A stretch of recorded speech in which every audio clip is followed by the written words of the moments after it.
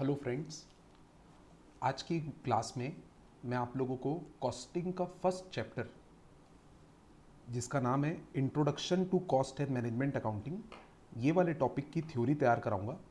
एक बैकग्राउंड याद रखिएगा कि जो आपके एग्ज़ाम में लास्ट क्वेश्चन आता है 20 मार्क्स का, लास्ट क्वेश्चन 20 मार्क्स का, जिसमें 4 क्वेश्चंस या 5 क्वेश्चंस पूछे जाते हैं 4 मार्क्स ईच के। इसमें 5 में से मैक्सिमम क्वेश्चंस फर्स्ट चैप्टर से ही होते हैं। First chapter is the most important chapter क्योंकि इसमें से 12 मार्क्स की थ्योरी आप एक्सपेक्ट कर सकते हैं पेपर में। Okay my dear friends, so let us start. Approach क्या होगी पढ़ने की वो भी आपको मैं क्लियर कर देता हूँ।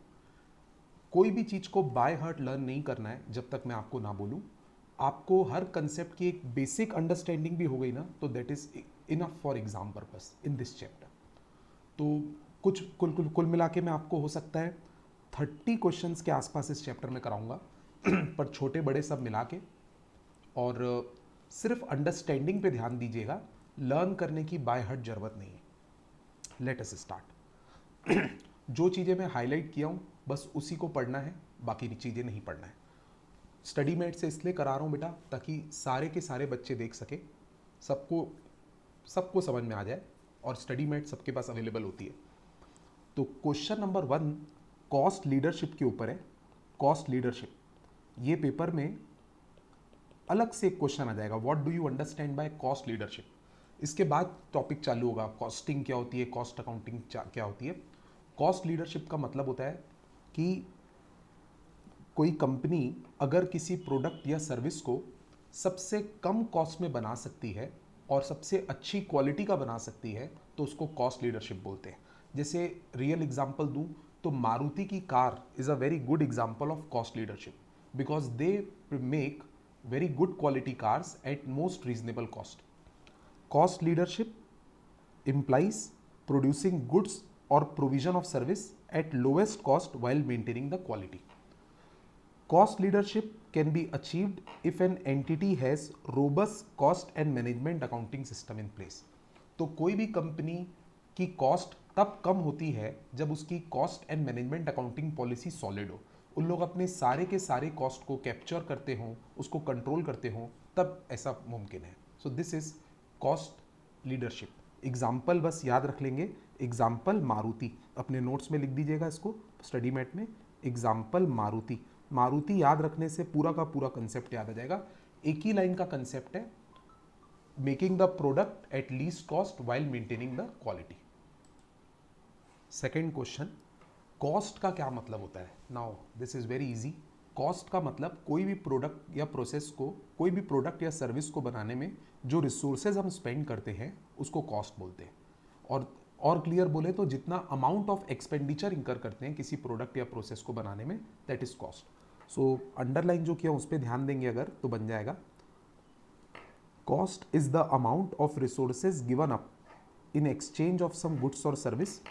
नेक्स्ट पेज में, it is the amount of expenditure incurred on or attributable to specified article, product or activity. So whatever expenditure we incur in order to produce a product or render a service is called cost. देखो कुछ confusion create करने की कोशिश की गई है पर आप होना मत। Cost is a different word, costing is a different word, cost accounting is a different word. इन सब की ही डेफिनेशन पढ़ने वाले हैं हम लोग। अभी कॉस्ट कंप्लीट कर लिए, अब कॉस्टिंग पढ़ने वाले हैं। कॉस्टिंग का मतलब होता है the process to ascertain cost.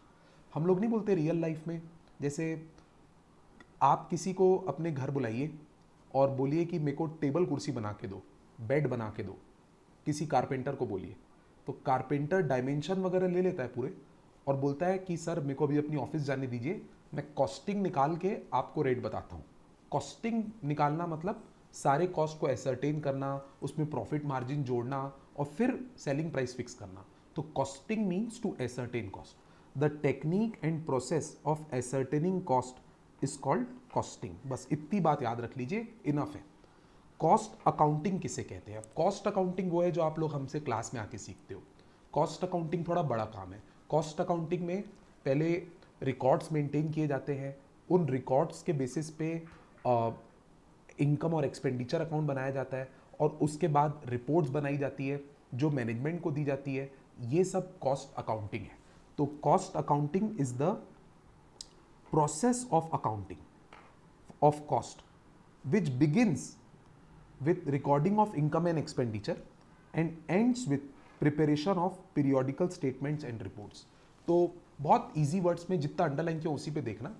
Cost accounting means process of account cost, process of recording cost या process of accounting for cost, जो जो खर्चे लगे उसकी अकाउंटिंग करना। अकाउंटिंग करने कहाँ से शुरू होता है? अकाउंटिंग करना इनकम और एक्सपेंसेस को रिकॉर्ड करके रखो, वहाँ से अकाउंटिंग करना शुरू होता है। और अकाउंटिंग एंड कहाँ पे होती है? जब हम इसकी मीनिंगफुल रिपोर्ट बना देते हैं। देखिए बेटा, when we record income and expenditure, it is a data, and when the data is presented in a meaningful manner it becomes report, and there that is where cost accounting ends. The scope of cost accounting is limited only up to preparation of reports. Cost accounting में कोई profit loss निकालना main मकसद नहीं होता है, product की cost निकालना main मकसद होता है। तो it will end when the reports are prepared, that is cost accounting. Now what is cost accountancy? अभी एक नया वर्ड आ गया, एक और, cost accountancy. Cost accountancy one word में याद करते हैं। Cost accountancy means to apply the costing principles, costing methods and costing techniques in order to control cost.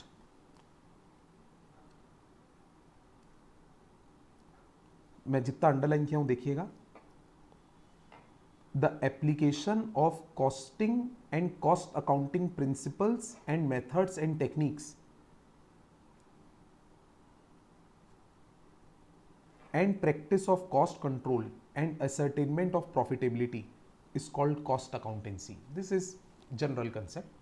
Next, what is next domain? Management accounting.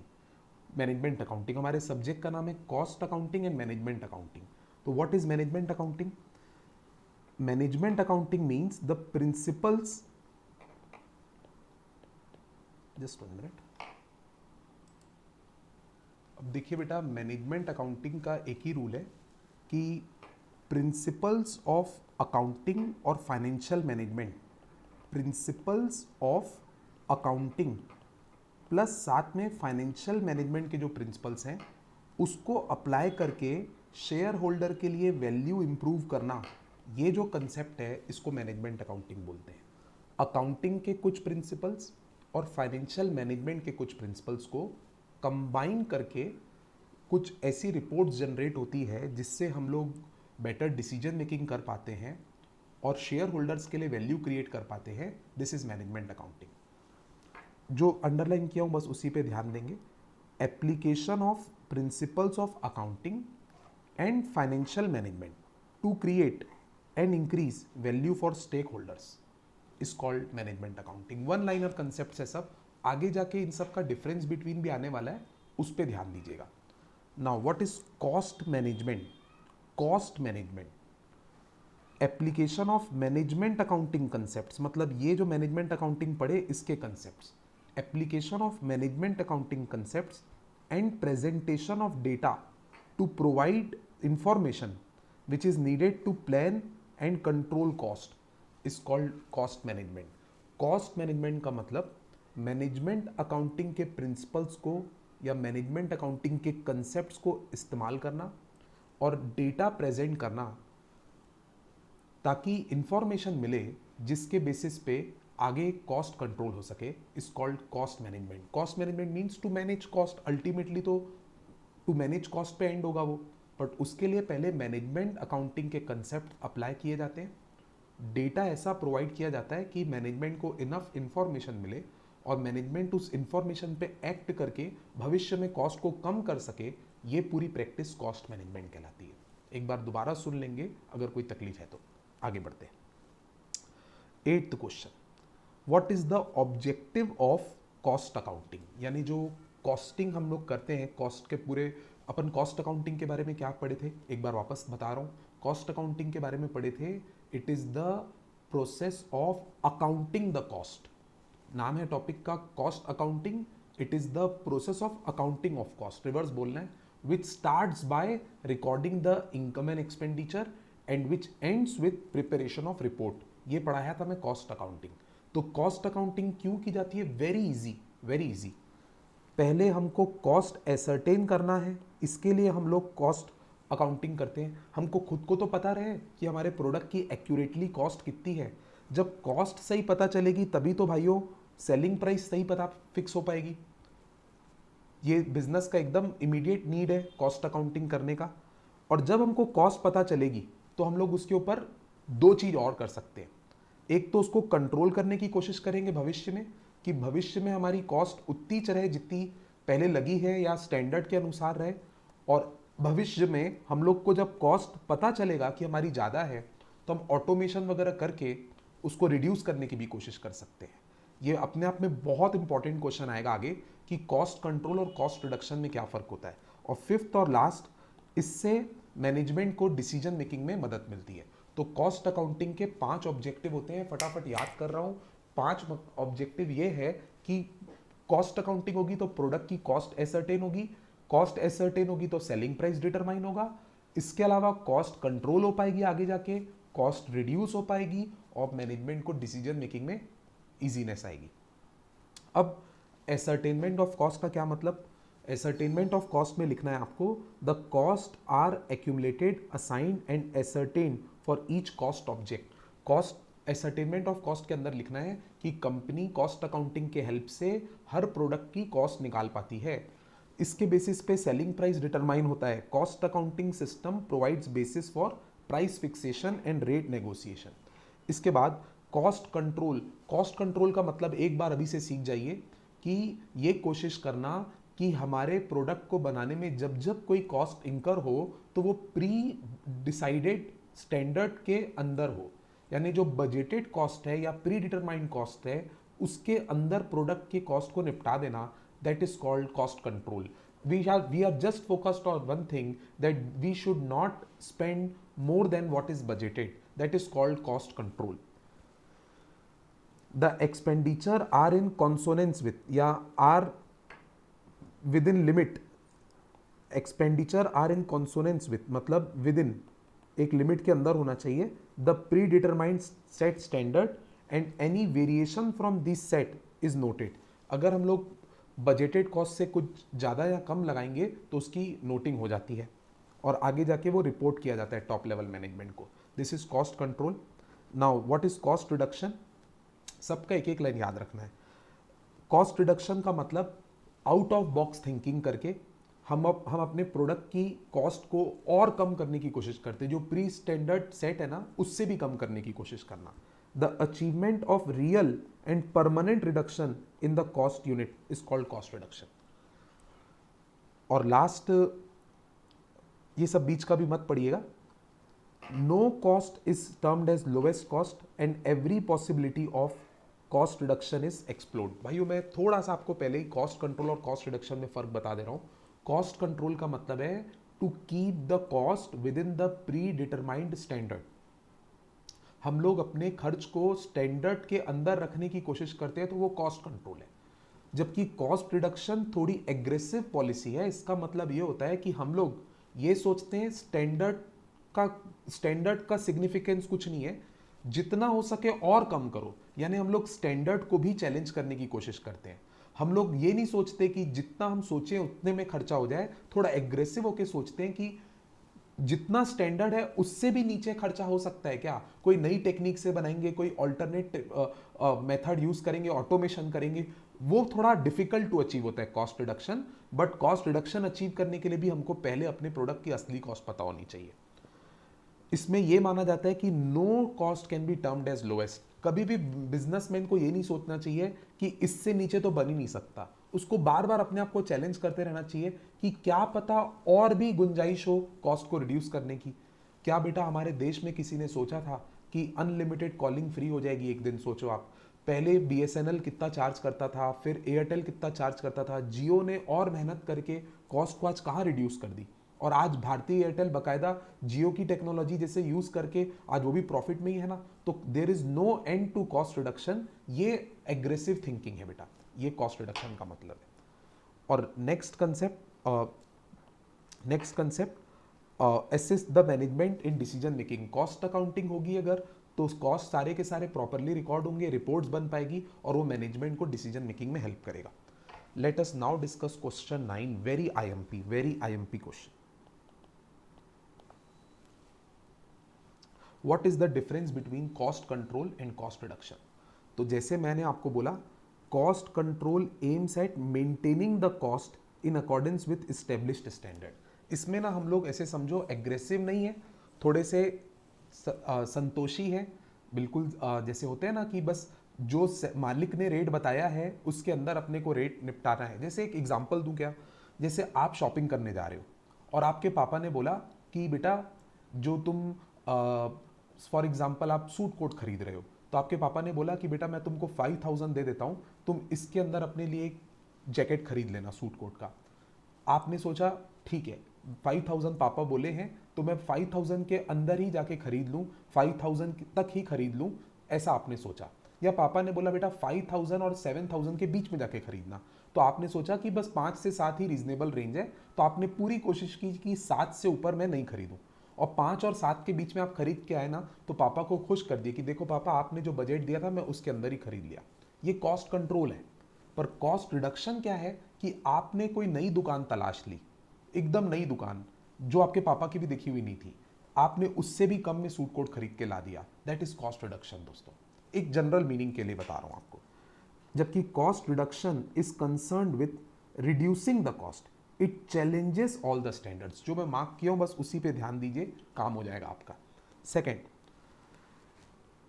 Cost control seeks to attain lowest possible cost under existing condition. देखो ये under existing condition बहुत important word है। Cost control का मतलब क्या है, वो सोचता है कि जो हमारा अभी सेटअप है, जो प्लांट एंड मशीनरी हमारे पास अभी लगी हुई है, जो लेबर अभी हमारे पास काम कर रहे हैं, उनके साथ काम करके हम सबसे सस्ते में कैसे प्रोडक्ट बना सकते हैं, ये कॉस्ट कंट्रोल है। और जो कॉस्ट रिडक्शन है ना, वो थोड़ी एग्रेसिव पॉलिसी है। वो बोलता है कि एग्जिस्टिंग कंडीशन को गोली मारो, हम लोग कंडीशन ही चेंज कर देंगे। अगर और कॉस्ट कम करना मुमकिन है ना, तो हम ये लेबर और ये टेक्नोलॉजी चेंज कर देंगे। No condition, cost reduction recognises no condition as permanent. सबसे पहले तो कॉस्ट रिडक्शन ना ये सोचता ही नहीं है कि जो अभी एग्जिस्टिंग कंडीशन है वही प्रिवेल करेगी। वो आउट ऑफ द बॉक्स सोचता है कि कंडीशन हम चेंज कर सकते हैं, बस हमको इस बात से मतलब है कि लोअर कॉस्ट और अचीव होनी चाहिए। तो बहुत मामूली फर्क है। जब हम एग्जिस्टिंग कंडीशन में लोअर कॉस्ट अचीव करने की कोशिश करते हैं तो वो कॉस्ट कंट्रोल है, और जब हम कंडीशंस को चेंज करने के लिए तैयार होते हैं ताकि हमारा कॉस्ट पर यूनिट कम आए, तो उसको कॉस्ट रिडक्शन बोलते हैं। आप बताइए बेटा ज्यादा डिफिकल्ट टू अचीव क्या है? मेरे हिसाब से कॉस्ट रिडक्शन, क्योंकि कॉस्ट रिडक्शन के लिए आपको पूरा माहौल ही बदलना पड़ेगा और तभी कॉस्ट रिडक्शन बहुत धीरे धीरे हो पाती है। थर्ड पॉइंट बहुत इंपॉर्टेंट, कॉस्ट कंट्रोल में एम्फेसिस रहता है पास्ट और प्रेजेंट पे।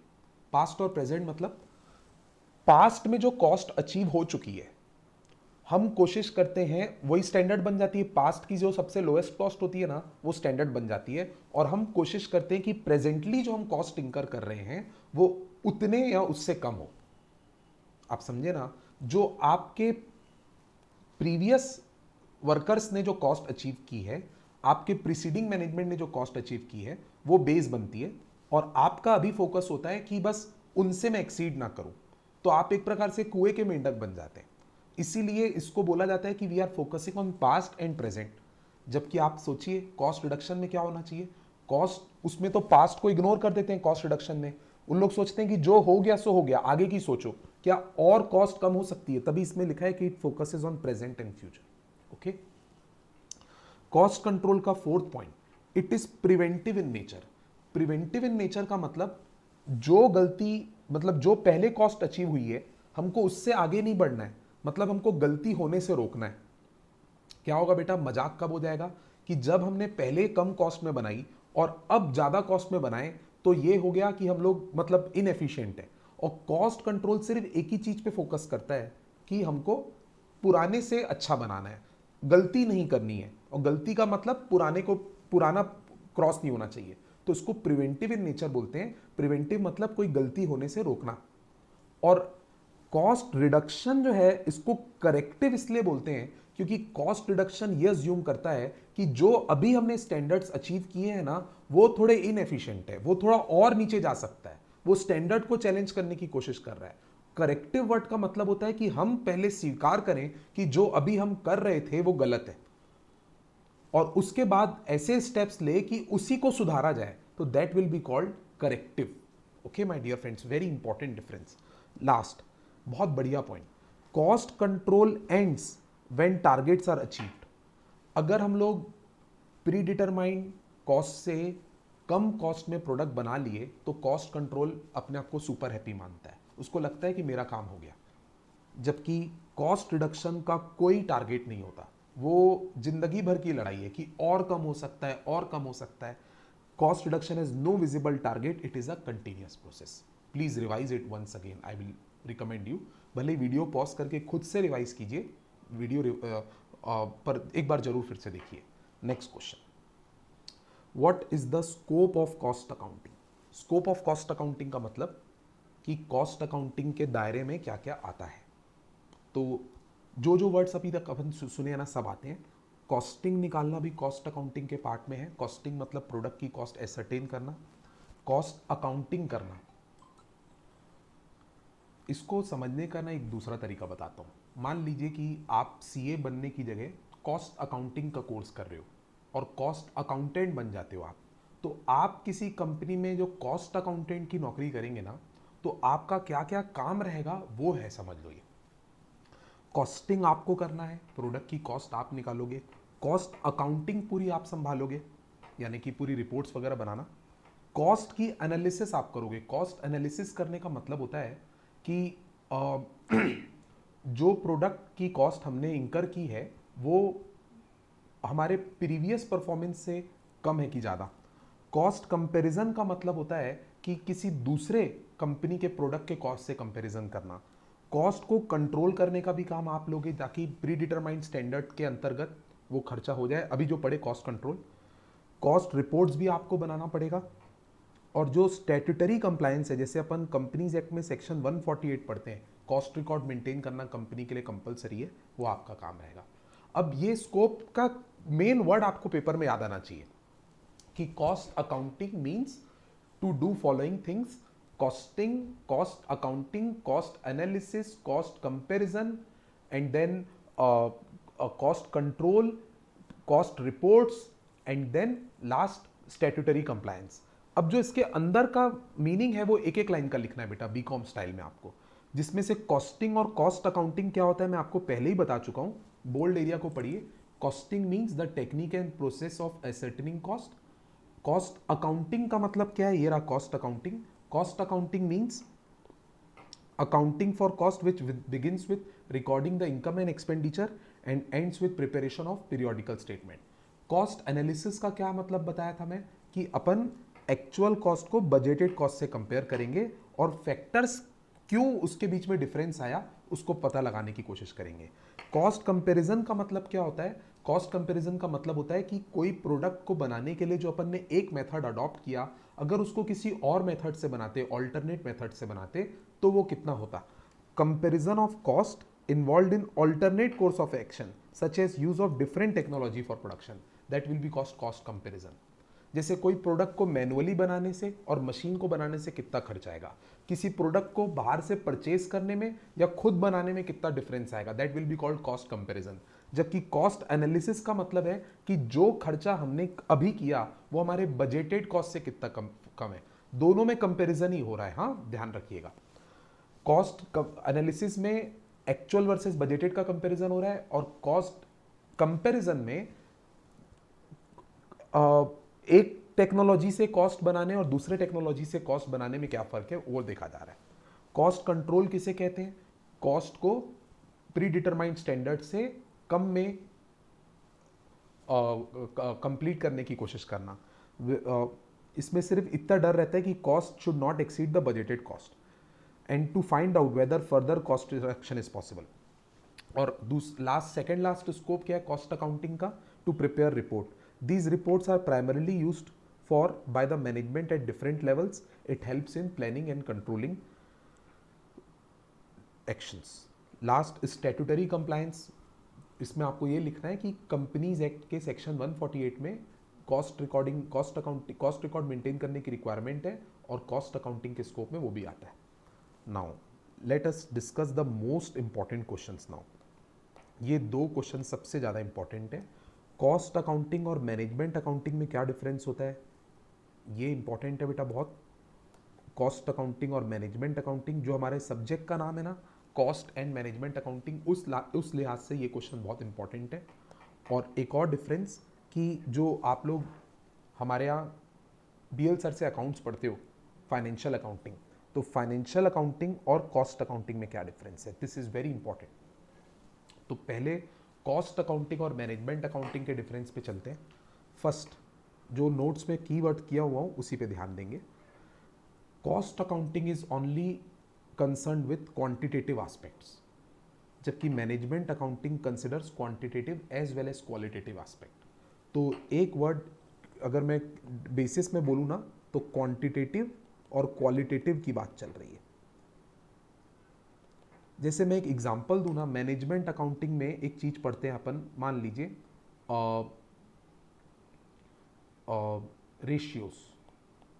रेशियोज निकालना। तो कॉस्ट अकाउंटिंग में तो सिर्फ फिगर्स रिकॉर्ड किए जाते हैं, अमाउंट से मतलब होता है, जबकि मैनेजमेंट अकाउंटिंग में अमाउंट वगैरह तो रहते ही हैं, बट उसके अलावा क्वालिटेटिव चीज़ें दिखी जाती है कि कितनी एफिशिएंसी थी काम करने में। जैसे एफिशिएंसी रेशियो है, कैपेसिटी रेशियो है, एक्टिविटी रेशियो है, वो वर्कर की एफिशिएंसी बताता है काम करने की। ऑब्जेक्टिव, कॉस्ट अकाउंटिंग का ऑब्जेक्टिव है to record the cost of product, producing the product and providing a service. Cost accounting का एक ही मकसद है कि प्रोडक्ट को बनाने में कितना कॉस्ट लगा या सर्विस को रेंडर करने में कितना कॉस्ट लगा, उसको रिपोर्ट करना, that's it. Limited scope, narrow scope. Management accounting का स्कोप थोड़ा बड़ा है। It provides information to the management for planning and coordination. एक चीज बोलूंगा मैं कि मैनेजमेंट अकाउंटिंग और कॉस्ट अकाउंटिंग में पहले कॉस्ट अकाउंटिंग होती है, मैनेजमेंट अकाउंटिंग लेटर होती है, क्योंकि management accounting is more about planning, decision making, coordination, about that. और उसके लिए मैनेजमेंट को डेटा की जरूरत पड़ती है जो कॉस्ट अकाउंटिंग से निकलती है। Area, cost accounting only deals with cost ascertainment, ये तो ऊपर ही देख के समझ में आ रहा था। एंड फाइनेंशियल अकाउंटिंग का स्कोप, सॉरी मैनेजमेंट अकाउंटिंग का वाइडर स्कोप है। इसमें तीन चीज़ें शामिल है, फाइनेंशियल अकाउंटिंग भी शामिल है, बजटिंग भी शामिल है, टैक्सेशन भी शामिल है, प्लानिंग भी शामिल है। सबसे बड़ा स्कोप मैनेजमेंट अकाउंटिंग का है, क्योंकि वो कॉस्ट अकाउंटिंग को भी इंक्लूड करता है, फाइनेंशियल अकाउंटिंग को भी, बजटिंग को भी, टैक्सेशन को भी, सब चीज़ों को। अब सबसे एक मुद्दे की बात, कॉस्ट अकाउंटिंग के लिए कौन से डेटा का यूज़ किया जाता है। तो पास्ट फिगर्स और प्रेजेंट फिगर्स को यूज़ करके कॉस्ट अकाउंटिंग होती है, जबकि मैनेजमेंट अकाउंटिंग में ज़्यादा फोकस फ्यूचर प्रोजेक्शंस के लिए होता है। तो it is focused on projection of figures for future. जैसे बजट बनाना is not cost accounting, budget बनाना is management accounting my dear friends. अब एक हिस्ट्री की बात है, कॉस्ट अकाउंटिंग का डेवलपमेंट कब हुआ।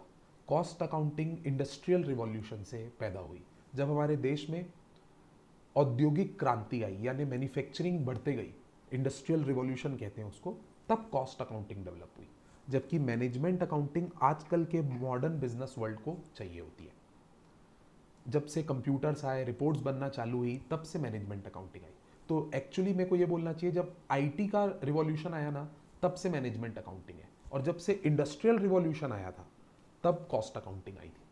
तो कॉस्ट अकाउंटिंग पहले आई, मैनेजमेंट अकाउंटिंग अभी टेक्नोलॉजी के साथ आई। Rules and regulation, cost accounting के रूल्स रेगुलेशन होते हैं, क्योंकि इसके लिए institute of cost accountants cost accounting standards prescribe करती है। जैसे अपने लिए आईसीएआई बनाती है ना अकाउंटिंग स्टैंडर्ड्स, जो फाइनेंशियल रिपोर्टिंग में एप्लीकेबल होते हैं, वैसे ही कॉस्ट अकाउंटिंग के लिए institute of cost accountants rules regulation बनाती है, जिसको कॉस्ट अकाउंटिंग स्टैंडर्ड बोलते हैं।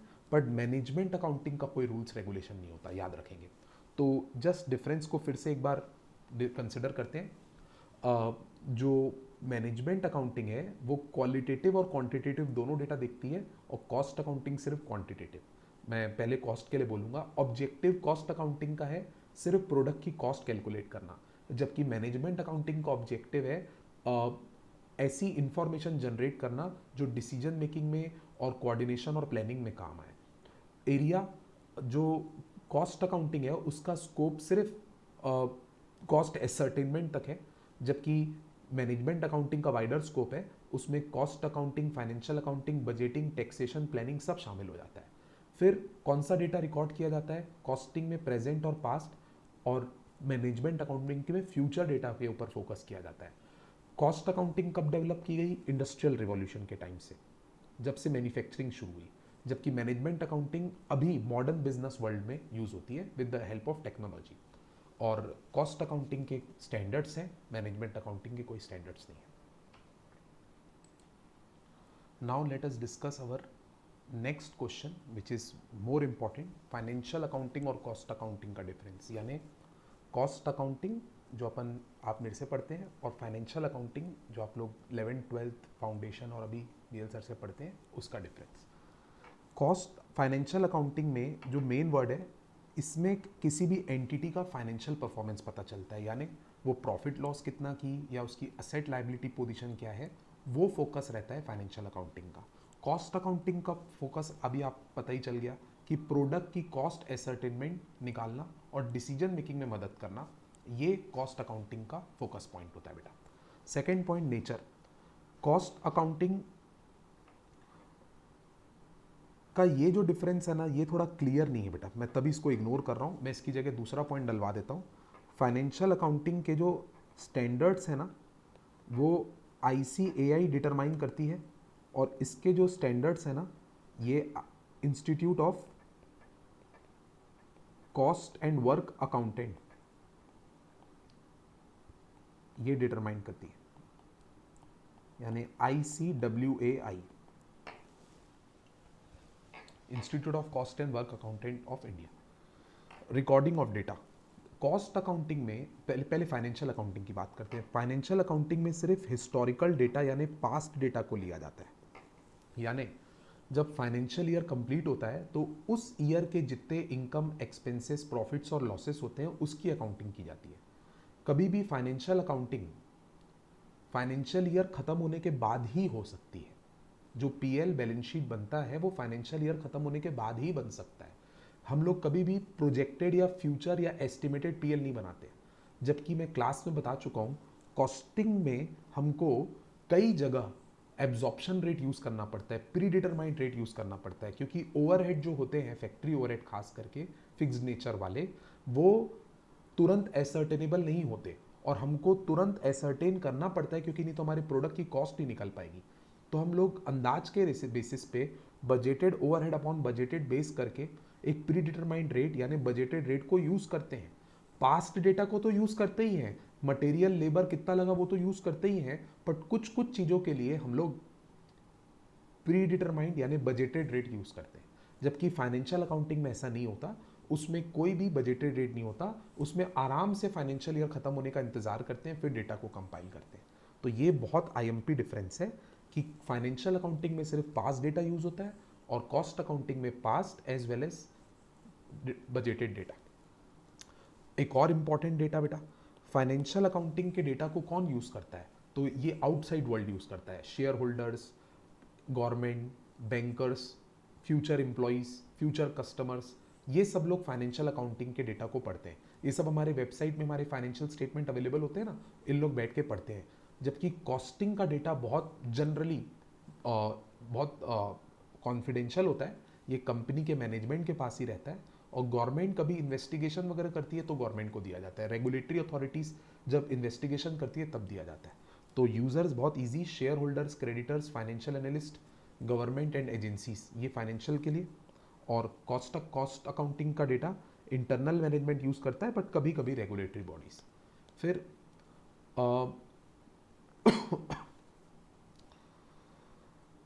फाइनेंशियल अकाउंटिंग शोज प्रॉफिट और लॉस ऑफ द ऑर्गेनाइजेशन, जबकि cost accounting only focuses on calculation of cost of each object.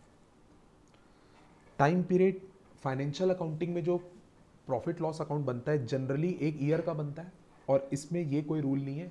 Cost sheet जो अपन बनाते हैं कॉस्ट अकाउंटिंग में, वो मंथली भी बन सकती है, क्वार्टरली भी, हाफ ईयरली भी, एनुअली भी, तो पर एनम होने की कोई ज़रूरत नहीं है उसमें। फिर इसका कॉस्ट अकाउंटिंग फाइनेंशियल अकाउंटिंग का जो फॉर्मेट है वो बड़ा सेट रहता है, शेड्यूल 3 ऑफ कंपनीज एक्ट के हिसाब से फॉर्मेट है, उसको फॉलो करना पड़ता है, जबकि कॉस्ट अकाउंटिंग का कोई सेट फॉर्मेट नहीं होता। I think these are very digestible and easy differences, just revise कर लीजिएगा खुद से।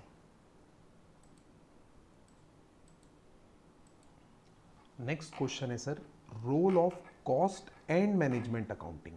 एक साथ दोनों के दोनों कंसेप्ट के ऊपर क्वेश्चन है। एक बार भाइयों फाइनली कर लेते हैं कि कॉस्ट अकाउंटिंग और मैनेजमेंट अकाउंटिंग में फ़र्क क्या है। मेरी बात सुन लीजिए। कॉस्ट अकाउंटिंग का मकसद होता है प्रोडक्ट की कॉस्ट एसरटेन करना। इसके लिए हम लोग जो टोटल कॉस्ट इंकर करते हैं ना, उसको प्रोडक्ट वाइज एलोकेट करते हैं ताकि सभी प्रोडक्ट की कॉस्ट पता चले। जबकि मैनेजमेंट अकाउंटिंग का फोकस होता है कि इंफॉर्मेशन, कॉस्ट की इंफॉर्मेशन इंटरनल मैनेजमेंट को दी जाए ताकि वो डिसीजन मेकिंग कर सके। ये देखिए बोल्ड में लिखा हुआ है, cost accounting is concern with accumulation and allocation of cost to different cost objects. Cost objects मतलब प्रोडक्ट्स।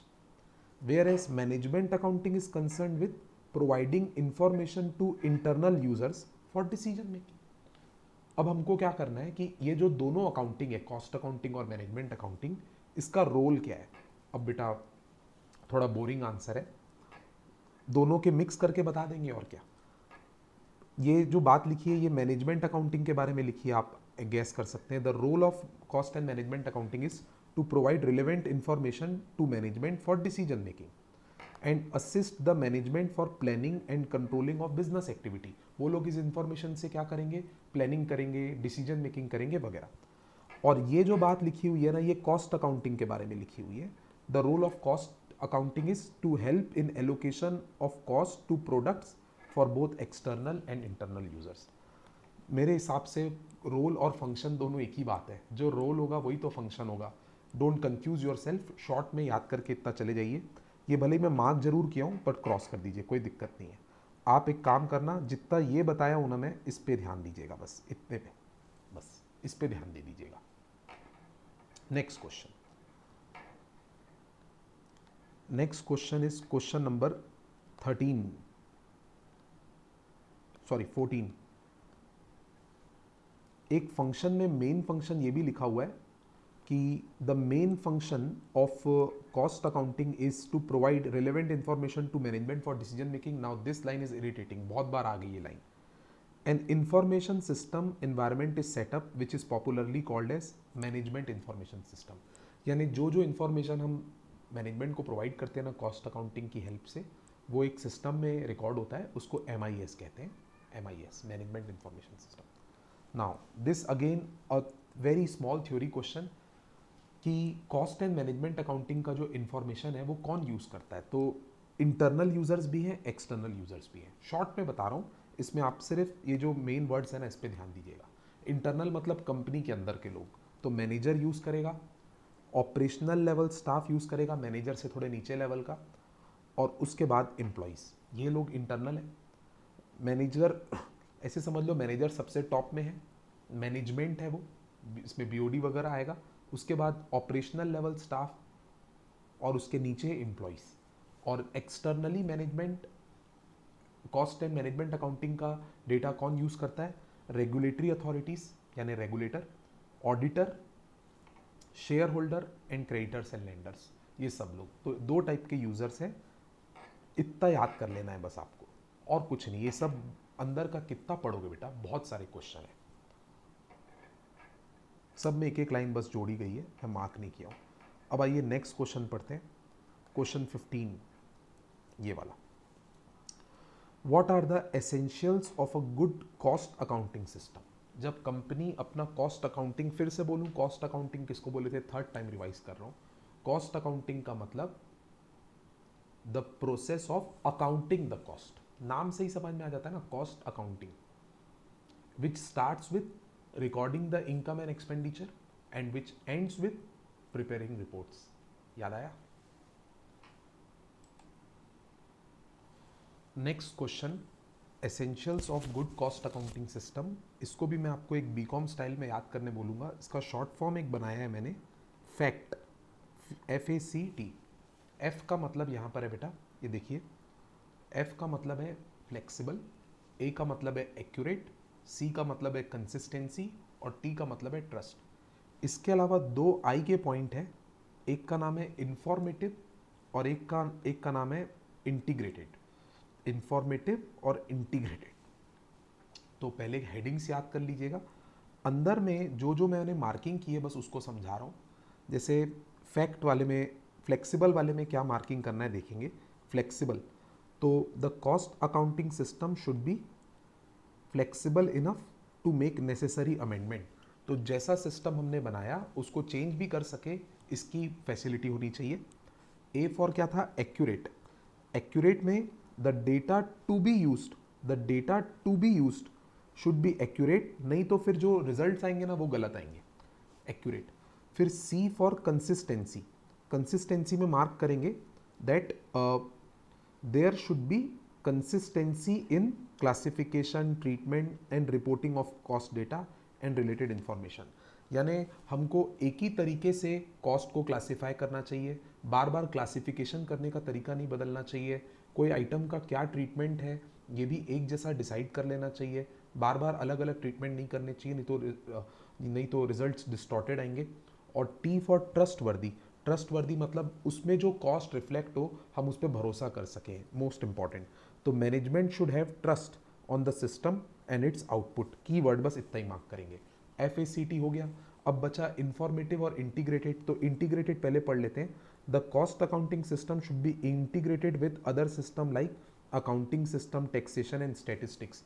याद है इंटीग्रेटेड नॉन इंटीग्रेटेड एक चैप्टर पढ़ते थे, तो उसमें जब कॉस्ट अकाउंटिंग और फाइनेंशियल अकाउंटिंग का सिंगल सिस्टम होता है तो उसको इंटीग्रेटेड बोलते हैं, उसमें रिकन्सिलेशन की भी जरूरत नहीं पड़ती। तो ऐसा होना चाहिए।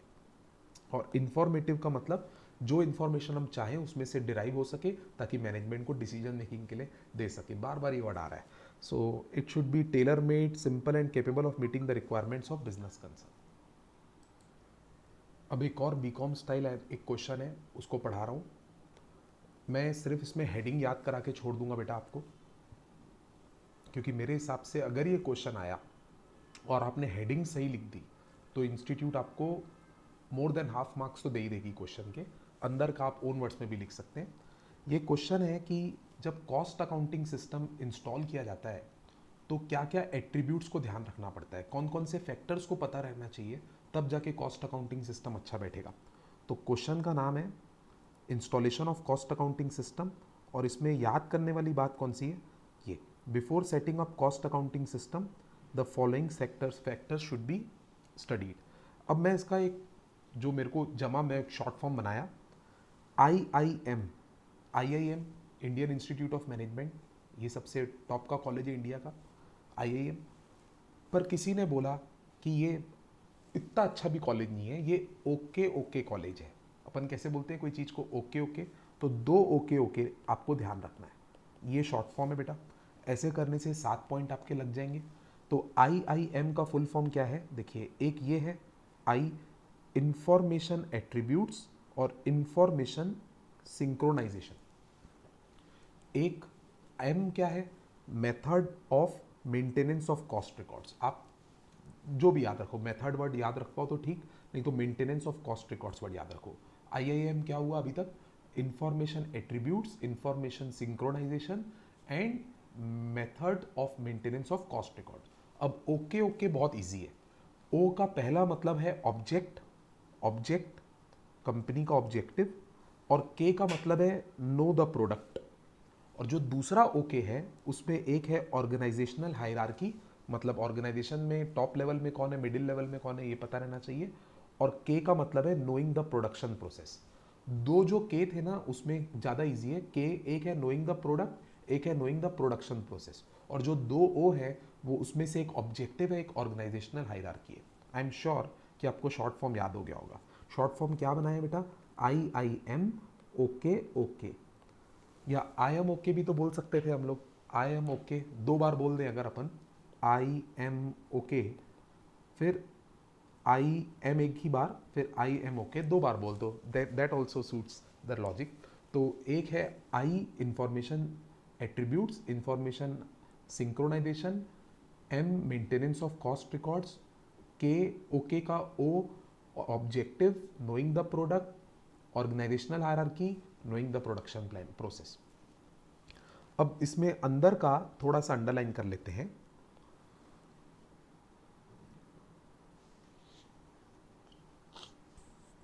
The objective of setting up cost accounting system, whether it is being introduced for fixing prices or establishing a system for cost control, ये objective.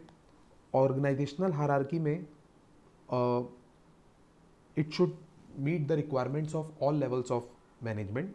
So top management is concerned with corporate strategy, strategic level is concerned with marketing strategy or product diversification, and operational level management needs information on standard of quantity to be consumed। ये तीनों hierarchy का आप role बताएंगे, SM में बड़ा अच्छे से जानते हैं आप ये बात को। Knowing the product, nature of the product will determine the costing system. भाइयों ये बहुत इंपॉर्टेंट बात है, हर प्रोडक्ट के लिए अलग कॉस्टिंग सिस्टम होता है, ये मैं आपको आगे पढ़ाऊंगा। Knowing the production process, production process के ऊपर भी कॉस्टिंग सिस्टम डिपेंड करता है बेटा।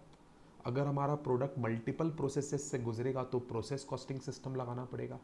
एक ही सिंगल प्रोडक्ट बनता है अगर, तो सिंगल आउटपुट कॉस्टिंग जिसको यूनिट कॉस्टिंग बोलते हैं, और अगर हमारा प्रोडक्ट बैचेस में बनता है तो बैच कॉस्टिंग सिस्टम लगाना पड़ता है। तो good costing system can never be established without complete knowledge of production process.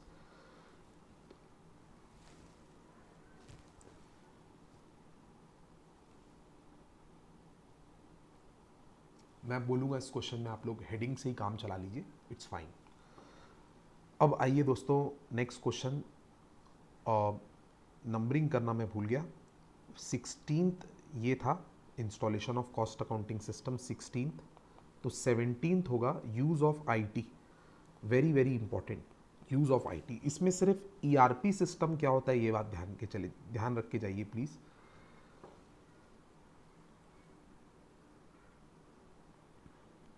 ये वाला क्वेश्चन आएगा इंडस्ट्री 4.0।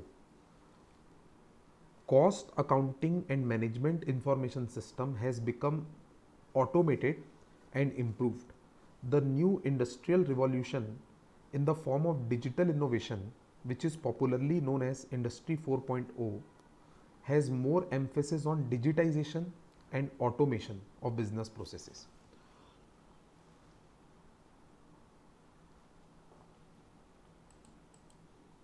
In fact, इसकी शुरुआत ऐसे होनी चाहिए, IT has changed the cost and management accounting functions with the introduction of ERP system। ये ERP system आप EIS में जो पढ़ते हो ना बेटा वही है। ERP सिस्टम लगाने से कॉस्ट एंड मैनेजमेंट अकाउंटिंग की टेक्निक चेंज हो गई है, और अब एक डिजिटल इनोवेशन के तहत एक नया इंडस्ट्रियल रिवॉल्यूशन आया है, which is called this industry 4.0। It has main focus on digitisation and automation of business processes. इतना लिख देंगे बस, बाकी मैं नेक्स्ट क्वेश्चन में चलूँगा।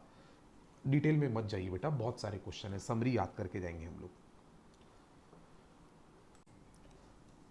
हेलो फ्रेंड्स, अब कंटिन्यू करता हूँ सेशन चेंज करके मैं। क्वेश्चन नंबर 18 है नेक्स्ट, कॉस्ट ऑब्जेक्ट्स। देखिए कॉस्ट ऑब्जेक्ट का मतलब होता है हम जिस आइटम की कॉस्ट निकाल रहे होते हैं ना उसको कॉस्ट ऑब्जेक्ट बोलता है। कभी हम प्रोडक्ट की कॉस्ट निकालते हैं, कभी सर्विस की कॉस्ट निकालते हैं, कभी किसी एक्टिविटी की कॉस्ट निकालते हैं, कभी किसी प्रोसेस की कॉस्ट निकालते हैं, कभी किसी डिपार्टमेंट की कॉस्ट निकालते हैं। तो जिस चीज़ की हम कॉस्ट निकाल रहे होते हैं ना उसको कॉस्ट ऑब्जेक्ट कहते हैं। तो cost object is anything for which separate measurement of cost is required. Examples of cost objects are a product or a service or a project or a activity or a process or a department। Product के कई नाम लिखे हुए हैं, कभी हम smartphone, कभी computer, कभी कार, कभी बुक, इन सब चीज़ों की कॉस्ट निकालते हैं। सर्विस की कॉस्ट निकालने के एग्जाम्पल दिए हैं, कभी एक एयरलाइन की फ़्लाइट की कॉस्ट निकाली जाती है कि एक जगह से दूसरी जगह ट्रैवल करने पे कितना खर्च है। कभी हम लोग सीए बनने के बाद ऑडिट असाइनमेंट कैरी आउट करते हैं तो एक पर्टिकुलर ऑडिट असाइनमेंट की क्या कॉस्ट थी वो निकाली जाती है। प्रोजेक्ट में metro rail project, road project की क्या कॉस्ट है। एक्टिविटी वाइज अगर अपन बात करें तो quality inspection, setup cost, order placement, inspection, ये सब एक्टिविटीज़ की कॉस्ट निकालना एक एग्जाम्पल है। प्रोसेस में अगर हम लोग जैसे शुगर इंडस्ट्रीज़ की बात करें तो क्रशिंग, जूस एक्सट्रैक्शन, ये सब की कॉस्ट निकालना। अगर हम लोग ऑयल रिफाइनरी की बात करें तो दिस रिफाइनिंग, पैकिंग, ये सब एक्टिविटीज़ अलग अलग होती है, उसकी कॉस्ट निकालना। इन शॉर्ट, कॉस्ट ऑब्जेक्ट का मतलब होता है जिस anything for which we measure cost is cost object. It may be product, process, service और एक्टिविटी और a department. Next question, question 19, cost unit. Cost unit का मतलब बहुत इजी। कॉस्ट यूनिट का मतलब है बेटा कि हम अपने कॉस्ट को जिस क्वांटिटी में मेजर करते हैं, जिस क्वांटिटी में एक्सप्रेस करते हैं, उसको कॉस्ट यूनिट कहते हैं। जैसे कई बार कॉस्ट लीटर्स में आता है, कई बार डिस्टेंस में, मीटर्स में आता है, कई बार वेट के बेसिस पे कॉस्ट एक्सप्रेस करते हैं, टन या केजी ऐसे। कई बार पर पर्सन के रूप में कॉस्ट मेंशन करनी पड़ती है, कई बार पर ट्रिप के रूप में कॉस्ट मेंटेन कर एक्सप्रेस करनी पड़ती है। तो हम अपने कॉस्ट को किस यूनिट के थ्रू एक्सप्रेस कर रहे हैं उसको कॉस्ट यूनिट कहेंगे। तो it is the unit of the product और द सर्विस और time in relation to which the cost may be ascertained और एक्सप्रेस्ड। एग्जाम्पल में आएंगे बेटा, ये एग्जाम का फेवरेट क्वेश्चन है, ध्यान रखिएगा, कई बार आया है कि कौन सी टाइप की इंडस्ट्री में कौन से टाइप का यूनिट यूज होता है। तो ऑटोमोबाइल इंडस्ट्री में पर कार या पर बाइक निकलता है कॉस्ट, तभी नंबर। सीमेंट इंडस्ट्री में पर टन कॉस्ट निकलता है या कभी कभी पर बैग निकलता है। केमिकल इंडस्ट्री में पर लीटर या पर गैलन या पर केजी या पर टन कॉस्ट एक्सप्रेस होता है। पावर इंडस्ट्री में पर किलोवाट आवर कॉस्ट एक्सप्रेस होता है। स्टील इंडस्ट्री में पर टन। ट्रांसपोर्ट में per passenger kilometre, we have learned in service costing. Gas industry में पर क्यूबिक फीट। और भी है एग्जांपल्स। ब्रीविंग इंडस्ट्री लिखी हुई है। ब्रीविंग बेटा कभी भी समझ जाइए कि जैसे लिक्विड में जो चीज़ें बिकती है ना, जूसेस हो गए, लीकर हो गई, कोल्ड ड्रिंक्स हो गई, उसको ब्रीविंग इंडस्ट्री बोलते हैं। तो वहाँ पे कॉस्ट पर बैरल एक्सप्रेस होती है। बैरल इज़ अ यूनिट जिसका मतलब होता है कि इंडिया में यूज़ नहीं होता बैरल। एक्चुअली एक बैरल का मतलब होता है 160 litres, 160 litres almost, to be more precise 159 litres एक बैरल। तो लिक्विड में ये यूज़ होता है। ऑयल इंडस्ट्री में सबसे ज़्यादा बैरल का इस्तेमाल होता है बेटा। जैसे क्रूड ऑयल का रेट अगर आप देखेंगे ना तो $80 पर बैरल इंटरनेशनल मार्केट में ट्रेडिंग होती है। ब्रिक मेकिंग मतलब ईट, जिससे घर बनते हैं, ईट। तो ब्रिक मेकिंग में पर 1000 ब्रिक्स कॉस्ट यूनिट है। कोल माइनिंग में, कोयले की माइनिंग में पर टन। इलेक्ट्रिसिटी में किलोवाट आवर हम लोग पढ़ लिए। इंजीनियरिंग में पर कॉन्ट्रैक्ट या पर जॉब कॉस्ट निकाली जाती है। ऑयल में मैंने बता दिया बैरल या टन या लीटर। होटल इंडस्ट्री में पर रूम या पर मील कॉस्ट एक्सप्रेस की जाती है। मतलब होटल में पर रूम और रेस्टोरेंट में पर मील, केटरिंग में। उसके बाद प्रोफेशनल सर्विस जैसे सीए, डॉक्टर्स, लॉयर्स, ये लोग पर आवर, पर चार्जेबल आवर कॉस्ट एक्सप्रेस करते हैं या पर कॉन्ट्रैक्ट भी होता है कई दफ़ा। एजुकेशन इंडस्ट्री में कॉस्ट को कोर्स वाइज बताया जाता है। एक कोर्स की फीस बताई जाती है या कभी कभी पर स्टूडेंट या कभी कभी successful student. Successful student I will not major actually. Then hospitals में पर पेशेंट डे, यानी कि पर डे जितने दिन पेशेंट रुकेगा उतने दिन का खर्चा लगता है। अगर अपन क्रेडिट कंट्रोल एक्टिविटी की बात करें, क्रेडिट कंट्रोल मतलब जैसे वसूली करना या अकाउंट्स मेंटेन करना, तो उसमें पर अकाउंट कॉस्ट चार्ज की जाती है या कैलकुलेट की जाती है। सेलिंग के बिजनेस में, सेलिंग एक्टिविटी में, सेल्समैन वगैरह के लिए, सेल्समैन जो लोग होते हैं ना, जो लोग सेलिंग का काम संभालते हैं ऑर्गेनाइजेशन का, उनकी कॉस्ट जो है पर कस्टमर कॉल या पर 1 रुपी या नंबर ऑफ ऑर्डर्स टेकन के बेसिस पे निकाली जाती है। मटेरियल स्टोरेज एक्टिविटी में जो कॉस्ट एक्सप्रेस होती है पर रिक्विजिशन इशूड या पर मटेरियल मूवमेंट या पर वैल्यू के बेसिस पे, पर 1 रुपी ऑफ मटेरियल के बेसिस पे निकाली जाती है, और पर्सोनल एडमिनिस्ट्रेशन में नंबर ऑफ पर्सोनल के बेसिस पे।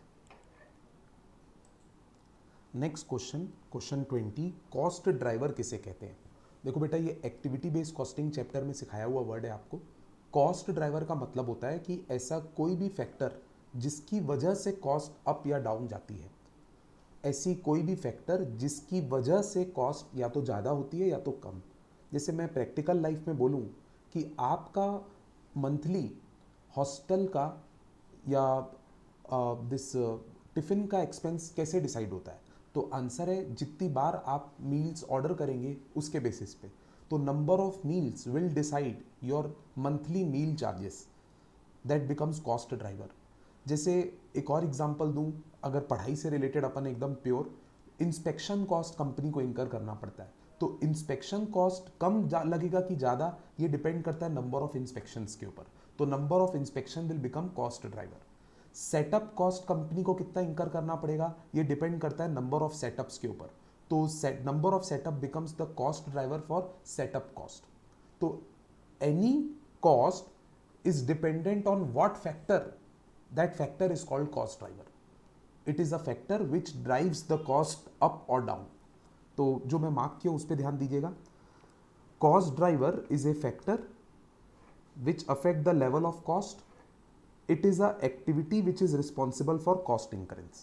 आइए नेक्स्ट पेज में। Example of cost driver is number of machine setup, number of purchase orders, number of hours spent on production inspection, product inspection, and number of test perform. इसको मैं थोड़ा explain करूंगा। जो number of setups है ये setup cost का cost driver है। Number of purchase order जो है ये परचेज एक्टिविटी का कॉस्ट ड्राइवर है। Number of hours spent on product inspection, ये इंस्पेक्शन कॉस्ट का कॉस्ट ड्राइवर है। क्योंकि इंस्पेक्शन कॉस्ट कि ज़्यादा लगेगी कि कम, ये डिपेंड करता है या तो नंबर ऑफ इंस्पेक्शन पे या आवर्स स्पेंट ऑन इंस्पेक्शन पे। थोड़ा और डिटेल में बोलूँ, अगर इंस्पेक्शन टीम हमसे जो पेमेंट ले रही है वो आर्ली बेसिस पे ले रही है तो आवर्स स्पेंट कॉस्ट ड्राइवर बनेगा। अगर उन लोग हमसे पर विजिट का चार्ज लेते हैं, भले ही एक विजिट कितने भी आवर्स की हो, तो फिर नंबर ऑफ विजिट्स या number of inspections will become cost driver. और ये प्रोडक्ट टेस्टिंग एक एक्टिविटी होती है, उसका जो कॉस्ट ड्राइवर है वो है नंबर ऑफ टेस्ट परफॉर्म्ड। तो कॉस्ट ड्राइवर का मतलब the factor due to which the cost is moving higher और lower. Next question, responsibility centre. अब दोस्तों नेक्स्ट क्वेश्चन बहुत इजी है। रिस्पॉन्सिबिलिटी सेंटर, रिस्पॉन्सिबिलिटी सेंटर को आप ऐसे समझिए कि ऑर्गेनाइजेशन बेटर कंट्रोल के लिए अपने पूरे के पूरे कामों को कुछ कुछ डिपार्टमेंट्स में बांटती है, और उस हर डिपार्टमेंट को रिस्पॉन्सिबिलिटी सेंटर बोलते हैं। किसी डिपार्टमेंट को कॉस्ट कम रखने की रिस्पॉन्सिबिलिटी दी जाएगी तो उसको कॉस्ट सेंटर बोलेंगे। किसी डिपार्टमेंट को सेल्स इंप्रूव करने की रिस्पॉन्सिबिलिटी दी जाएगी तो उसको रेवेन्यू सेंटर बोलेंगे। किसी डिपार्टमेंट को दोनों काम करने बोल देंगे कि तुम कमाओगे भी खुद, कॉस्ट भी संभालोगे, तो उसको प्रॉफिट सेंटर बोलेंगे, क्योंकि उसको रेवेन्यू और कॉस्ट दोनों की रिस्पॉन्सिबिलिटी दी गई है। तो रेवेन्यू और प्रॉफिट का जो रेवेन्यू और कॉस्ट का जो डिफरेंस है वो प्रॉफिट होता है। सबसे बड़ा कॉस्ट सेंटर होता है जिसको इन्वेस्टमेंट कॉस्ट सेंटर बोलते हैं या इन्वेस्टमेंट सेंटर, क्योंकि वो सारे काम संभालता है। वो एक प्रॉफिट सेंटर भी है, यानी वो रेवेन्यू और कॉस्ट को भी संभालेगा और साथ में कैपिटल इन्वेस्टमेंट डिसीजंस भी लेगा। तो जो मैंने 2 मिनट में बोला ना, ये समरी है पूरे कंसेप्ट की। ऑर्गेनाइजेशन बेटर कंट्रोल के लिए डिपार्टमेंट्स को काम डेलीगेट करती है, उस डिपार्टमेंट को रिस्पॉन्सिबिलिटी सेंटर बोलते हैं। अगर किसी रिस्पॉन्सिबिलिटी सेंटर को सिर्फ कॉस्ट मिनिमाइज रखने की रिस्पॉन्सिबिलिटी दी जाएगी तो वो कॉस्ट सेंटर कहलाएगा। अगर किसी डिपार्टमेंट को रेवेन्यू अर्न करने की या रेवेन्यू मैक्सिमाइज करने की ही रिस्पॉन्सिबिलिटी मिलेगी तो उसको रेवेन्यू सेंटर बोलेंगे। किसी डिपार्टमेंट को अगर रेवेन्यू और कॉस्ट दोनों की रिस्पॉन्सिबिलिटी दे देंगे तो वो प्रॉफिट सेंटर कहलाएगा। और किसी डिपार्टमेंट को अगर रेवेन्यू, कॉस्ट और साथ में कैपिटल डिसीजंस लेने की भी जिम्मेदारी दी जाएगी तो उसको इन्वेस्टमेंट सेंटर बोलेंगे। खत्म। अब देखिए नोट्स में जितना मैं मार्क किया हूँ उसको एंजॉय कीजिए। To have a better control over the organisation, management delegates its responsibilities and authority to various departments or persons. These departments or persons are called responsibility centers. फिर नीचे टाइप्स ऑफ रिस्पॉन्सिबिलिटी सेंटर पे ध्यान देंगे. Types of responsibility centre में cost centre, revenue centre, profit centre और investment centre लिखा हुआ है. कॉस्ट सेंटर का मीनिंग क्या है? The responsibility centre which is held accountable for incurrence of cost which are under its control. बस उसको कॉस्ट सेंटर बोलेंगे. रिपीट कर रहा हूं, ऐसा रिस्पॉन्सिबिलिटी सेंटर जिसकी जिम्मेदारी है कॉस्ट इंकर करने के जो उसके कंट्रोल में है, तो उसको कॉस्ट सेंटर बोलेंगे. इसके दो टाइप के कॉस्ट सेंटर्स होते हैं, एक स्टैंडर्ड कॉस्ट सेंटर और एक डिस्क्रिशनरी कॉस्ट सेंटर. अंदर जाके नहीं पढ़ेंगे इसको. रेवेन्यू सेंटर क्या होता है, पढ़ के देखिए. Revenue centre, the responsibility centre which are accountable for generation of revenue for the entity is called revenue center. Sales department is an example which is responsible for achievement of sales target and revenue generation. Now what is profit center? These are the responsibility centers which have both responsibility of generation of revenue as well as incurrence of expenditure. Last, investment center. These are responsibility center which are not only responsible for profitability. Profitability मतलब cost और revenue तो आ ही गया, but also have the authority to make capital investment decisions. तो ये छोटा सा क्वेश्चन, ये भी पेपर में आ जाए तो मजा आ जाए. एक छोटा सा question next. What is the limitation of cost accounting? Very not popular question, not popular but small answer. They have just said that cost account is expensive, क्योंकि इसमें एनालिसिस करना पड़ता है, कॉस्ट का एब्जॉर्प्शन पहले से करना पड़ता है, फिर प्रोडक्ट में एलोकेट करना पड़ता है. इसमें बहुत काम लगता है, बहुत मेहनत लगता है, क्वालिफाइड स्टाफ लगता है, तो इसीलिए एक्सपेंसिव है. रिक्वायरमेंट ऑफ रिकन्सिलेशन जो लिखा है वो तब होगा जब कॉस्ट अकाउंट्स और फाइनेंशियल अकाउंट्स सेपरेट मेंटेन करेंगे, यानी कि नॉन इंटीग्रेटेड सिस्टम, तो रिकन्सिलेशन करना पड़ेगा क्योंकि दोनों में प्रॉफिट्स अलग अलग आते हैं. The results shown by cost accounts differ from profits shown by financial account. Therefore, need for reconciliation arises. Duplication of work. Duplication of work इसलिए बोल रहा है क्योंकि कई कई एरियाज में फाइनेंशियल अकाउंट और कॉस्ट अकाउंट्स में सिमिलैरिटी है, जिससे सेल्स दोनों में रिकॉर्ड होती है, रॉ मटेरियल दोनों में रिकॉर्ड होता है, तो सेम रिकॉर्ड दोनों डिपार्टमेंट में मेंटेन करने के लिए डुप्लीकेशन ऑफ वर्क हो जाता है. सिंपल है बहुत. Expensive, duplication and need for reconciliation. अब जो भाइयों नेक्स्ट क्वेश्चन चालू हो रहा है ना, वो बहुत इजी. अब यहाँ से सब बढ़िया फास्ट पढ़ेंगे बिल्कुल, कि कॉस्ट कितने टाइप के होते हैं. तो नंबर 1, अगर हम लोग एलिमेंट वाइज बात करें, एलिमेंट वाइज मतलब किस तत्व पर कॉस्ट लग रही है, तो मटेरियल, लेबर और एक्सपेंसेस, इन 3 चीज़ पर कॉस्ट लगती है. अगर आप कॉस्ट इंकर करके कुछ सामान ले रहे हैं तो वो मटेरियल है. अगर आप किसी व्यक्ति को पेमेंट कर रहे हो तो लेबर, और अगर आप किसी सर्विस के लिए पेमेंट कर रहे हो जैसे इलेक्ट्रिसिटी, रेंट, ये सब चीज़ें एक्सपेंस में जाती है. पर ये मटेरियल, लेबर और एक्सपेंस 2 पार्ट्स में डिवाइडेड है. Direct material, direct labour, direct material, indirect material, direct labour, indirect labour और डायरेक्ट एक्सपेंस, इनडायरेक्ट एक्सपेंस. फिर मतलब पहले एक काम करते हैं, एलिमेंट्स को पूरा पढ़ लेते हैं, उसके बाद आएंगे अपन फंक्शंस पे.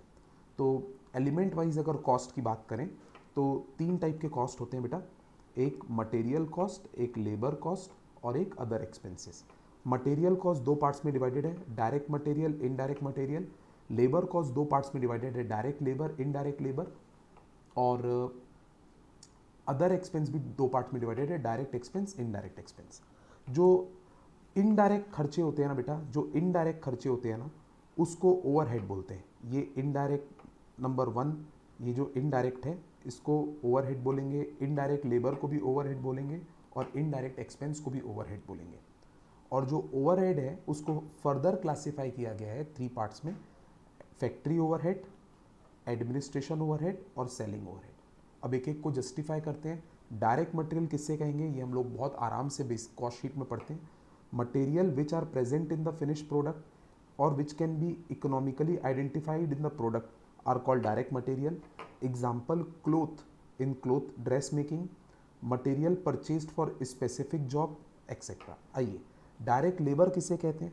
Direct labour is the labour which can be economically identified और attributable to the cost object is called direct labour. मैं क्लास में से समझाया था फोटो के साथ आपको कि जो लोग प्रोडक्ट को बनाते हैं मजदूरी करके उसको डायरेक्ट मटेरियल बोलते हैं। Let me show you the photos again.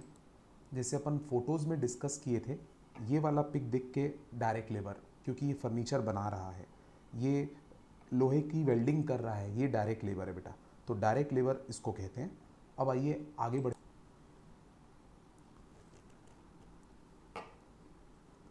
जैसे एग्जाम्पल में क्या लिखा है, direct labour employee engaged on the actual production of the product is called direct labor. Now what is direct expenses? All expenses other than direct material and direct labor which are especially incurred for a particular cost object is called direct expense. Example, higher charges for special machinery, cost of defective work, एक और सबसे famous royalty expense, एक और सबसे famous power and fuel, ये cost sheet में हम लोग पढ़ते थे, ये डायरेक्ट एक्सपेंस है। अब इनडायरेक्ट मटेरियल किसे कहेंगे? इनडायरेक्ट मटेरियल ये प्रोडक्ट को बनाने में जो सामान लगे हैं पर वो प्रोडक्ट में डायरेक्टली आइडेंटिफिएबल नहीं है, जैसे ल्यूब्रिकेंट ऑयल हो गया या इनसिग्निफिकेंट वैल्यू की चीज़ें हो गई, बटन्स हो गए टेक्सटाइल में, स्टिचिंग के लिए जो धागा होता है वो हो गया, ये सब चीज़ें। तो material which do not form part of cost of finish product, sorry, material which do not form part of the finished product are known as indirect material. Example, lubricant, cotton waste, bricks, etc. आगे बढ़ेंगे, indirect labor, labor cost which cannot be directly allocated to the project to the product is called indirect labor. इसमें हम लोग जो manager और service staff को या salesman को जो कमीशन सैलरीज देते हैं ये सब आएंगे। ये लोग प्रोडक्ट को बनाने में योगदान नहीं देते, भले ये कंपनी के एम्प्लॉयज़ जरूर हैं। सारे के सारे टाइप के मैनेजर, डायरेक्टर, सेल्स एजेंट, ये सारे बेटा, और supervisor, salary paid to foreman and supervisor, maintenance staff, ये सब इनडायरेक्ट एक्सपेंसेस। सो इसमें एग्जाम्पल इंपॉर्टेंट है, rent and rates, insurance, power and light, heating expense, repairing telephone are examples of indirect expenses. Next, overhead. overhead तो मैं आपको बोला ही था, indirect material, indirect labor और indirect expense का जो sum होता है उसी को overhead कहते हैं। देखो क्या लिखा है, aggregate of indirect material, indirect labor and indirect expense, ये 3 पार्ट्स में डिवाइडेड है। अगर प्रोडक्शन डिपार्टमेंट में इंकर हो रहा होगा तो उसको फैक्ट्री ओवरहेड बोलेंगे, जैसे कि रेंट और पावर। और एडमिनिस्ट्रेटिव डिपार्टमेंट में अगर इंकर हो रहा होगा तो उसको एडमिनिस्ट्रेशन ओवरहेड बोलेंगे, जैसे ऑफिस रेंट, लाइटिंग और टेलीफोन। और अगर सेल्स डिपार्टमेंट में इंकर हो रहा होगा तो उसको सेलिंग ओवरहेड बोलेंगे, जैसे advertisement expense and commission to sales personnel. Distribution overhead किसे कहेंगे? जो हम लोग गुड्स की डिलीवरी करते हैं कस्टमर्स तक, उसके लिए जो हमारा ओवरहेड चार्ज लगता है वो डिस्ट्रीब्यूशन ओवरहेड है। सेकेंडरी पैकिंग जिसमें आएगा लोडिंग चार्जेस और वेयर हाउसिंग चार्जेस, गुड्स को स्टोर करने के पीछे खर्चा। Now let us move to the next topic, that is अगर हम लोग सारे कॉस्ट को फंक्शंस के बेसिस पे आइडेंटिफाई करें तो वो कितने टाइप के होता है? तो फंक्शंस मतलब एक्टिविटी। जो कॉस्ट शीट का हम लोग प्रोफॉर्मा पढ़ते हैं ना बेटा, वो बाय फंक्शन क्लासिफिकेशन ही है। तो direct material, direct labour, direct expense, ये तीनों चीज़ें बन जाती है आपकी प्राइम कॉस्ट। फिर factory overhead, administration overhead, selling overhead, ये तीनों टाइप के ओवरहेड हो गए, और डिस्ट्रीब्यूशन ओवरहेड ऑफ कोर्स साथ में, और फिर रिसर्च डेवलपमेंट कॉस्ट। तो ये एक्टिविटी बेस्ड एक प्रकार से क्लासिफिकेशन है कि कौन सी एक्टिविटी पे खर्च लग रहा है। This is called functional classification of cost. ये आपको फिर इस डायग्राम में बताया गया है कि डायरेक्ट मटेरियल, डायरेक्ट लेबर और डायरेक्ट एक्सपेंस को प्राइम कॉस्ट या डायरेक्ट कॉस्ट कहते हैं।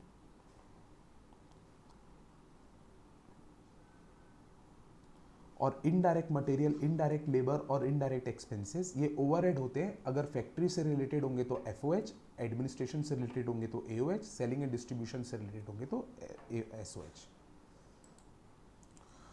Next topic, division of cost on the basis of behaviour. तो इसमें बेटा हम लोग को सबसे इजी फिक्स्ड, वेरिएबल और सेमी वेरिएबल क्या होता है वो पढ़ना है। ये हम लोग बजटरी कंट्रोल चैप्टर में बहुत अच्छे से पढ़े थे।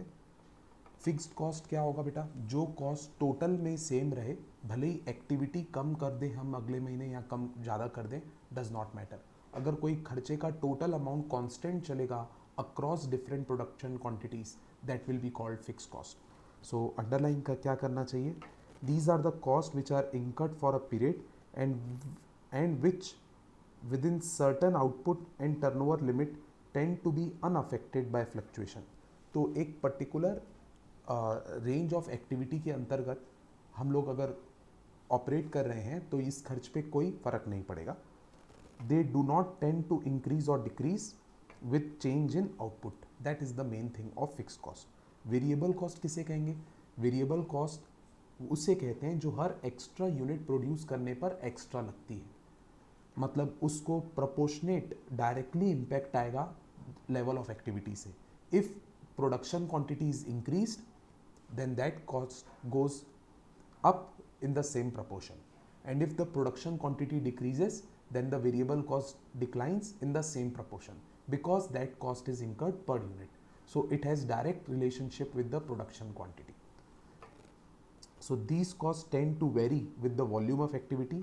Any increase or decrease in the activity will result in the increase or decrease in variable cost. ये ध्यान रखना है। इसका फ्लो चार्ट ऐसे बनेगा, मतलब जैसे जैसे आउटपुट बढ़ते जाएगा वैसे वैसे कॉस्ट भी बढ़ते जाएगी। नेक्स्ट, सेमी वेरिएबल कॉस्ट किसे कहते हैं, सेमी वेरिएबल कॉस्ट उसे कहते हैं जिसमें कॉस्ट का एक पोर्शन वेरिएबल है और एक पोर्शन फिक्स है। यानी जब किसी खर्चे में ये पैटर्न है कि मिनिमम एक्सपेंडिचर देना ही पड़ेगा और उसके अलावा जितनी एक्टिविटी और बढ़ेगी तो कॉस्ट बढ़ता जाएगा, तो उसको सेमी वेरिएबल बोलेंगे। इसका सिंपल एग्जांपल अपन क्या याद रख सकते हैं, जैसे हमारा इलेक्ट्रिसिटी बिल है, इलेक्ट्रिसिटी बिल में एक पोर्शन कभी भी रेंटल चार्जेस के नाम पे, मीटर के रेंट के नाम पे फिक्स्ड रहता है, 1000 रुपये महीना, 500 रुपये महीना, depending upon the size of the meter which they have installed, तो उतना पोर्शन पहले फिक्स लगेगा। उसके बाद हम जितने KWH यूनिट्स कंज्यूम करेंगे पर KWH 5 रुपये 8 रुपये बिल आता है बेटा, तो ये एग्जाम्पल है सेमी वेरिएबल का। These cost contain both fixed and variable component and they are thus partly affected by the fluctuation in the level of activity, partly affect होता है। और इसको सेग्रीगेट करने के कई तरीके होते हैं वेरिएबल और फिक्स को। इसमें हम लोग जो प्रैक्टिकली बजटरी कंट्रोल में टॉपिक सीखते हैं वो है activity method, level of activity method, उस पर ध्यान देंगे एक बार के लिए। एक्टिविटी मेथड पे जैसे कोई एक्सपेंस है जो 100 यूनिट प्रोड्यूस करने पे 260 लगा था और 140 लगने पर 300 इंकर हुआ था, तो इसमें पहले अपन वेरिएबल कॉस्ट पर यूनिट निकालना सीखते हैं। उसका फॉर्मूला होता है difference in cost upon difference in quantity. यहाँ पे अगर आप डिफरेंस इन कॉस्ट देखोगे तो 300 माइनस 260 40 रुपीज़ है, और डिफरेंस इन क्वांटिटी देखोगे तो 140 माइनस 100 वो भी 40 है, तो 1 rupees per unit will become variable cost. And how to identify the fix cost, जो ये वेरिएबल कॉस्ट पर यूनिट आया है आप इसको किसी भी प्रोडक्शन क्वांटिटी पे अप्लाई कर दीजिए। तो जैसे जनवरी में 100 यूनिट प्रोड्यूस हुए तो 100 इंटू 1 वेरिएबल कॉस्ट रहा होगा 100, जबकि टोटल कॉस्ट 260 है, तो फिर टोटल कॉस्ट में से टोटल वेरिएबल कॉस्ट को माइनस कर देंगे, तो 260 में से 100 रुपीज़ के टोटल वेरिएबल कॉस्ट को माइनस कर दिया तो 160 जो आएगा वो फिक्स कॉस्ट कहलाएगा। This is how we segregate variable cost per unit and fix cost. अब दोस्तों नेक्स्ट टॉपिक है कि कॉस्ट को कंट्रोलेबिलिटी के बेसिस पर भी आइडेंटिफाई कर सकते हैं, बट ये बहुत प्रैक्टिकल कंसेप्ट नहीं है। इसमें ये बोला गया है कि कुछ कॉस्ट ऐसे होते हैं जो ऑर्गेनाइजेशन के वर्कर्स या मैनेजर्स की एक्टिविटी से, एफिशिएंसी से कंट्रोल किए जा सकते हैं, और कुछ कॉस्ट ऐसे होते हैं जो कंट्रोल नहीं किए जा सकते। It is hard to find examples of such questions, such concepts, so this is practically very least important I believe. तो कंट्रोलेबल कॉस्ट थ्योरी में बहुत आराम से समझ सकते हैं अपन। Cost that can be controlled by manager is called controllable cost. It can be influenced by the action of the manager, ये लिखा हुआ है हेडिंग द रिस्पॉन्सिबिलिटी सेंटर। जबकि अनकंट्रोलेबल कॉस्ट का मतलब लिखा है cost which can not be influenced by the action of undertaking is called uncontrollable cost. हालांकि स्टडी मेट में देखिए खुद ही बोला गया है no in fact no cost is uncontrollable, यानी कोई भी कॉस्ट ऐसी नहीं होती जिसको अपन कंट्रोल नहीं कर सकते। In other words her cost control हो सकती है कुछ ना कुछ एक्शन करके, कोई ना कोई मेथड अडॉप्ट करके एफिशिएंसी के। ये कंसेप्ट है, छोटा सा है। फिर नॉर्मेलिटी के बेसिस पे दो टाइप के कॉस्ट होते हैं, नॉर्मल कॉस्ट और एब normal cost. Cost which is normally incurred at a given level of output under the existing conditions is called normal cost. Abnormal cost means the cost which is not normally incurred at a level given of output in the condition in which output is normally attained. It is charged to costing PL account. तो एक particular activity के लिए existing conditions पे normally जो cost लगती है based on historical record that will be called normal cost, and if anything more than that is incurred due to any new development, then that will be called abnormal cost, and abnormal cost is charged to costing PL account, जबकि normal cost is charged to product।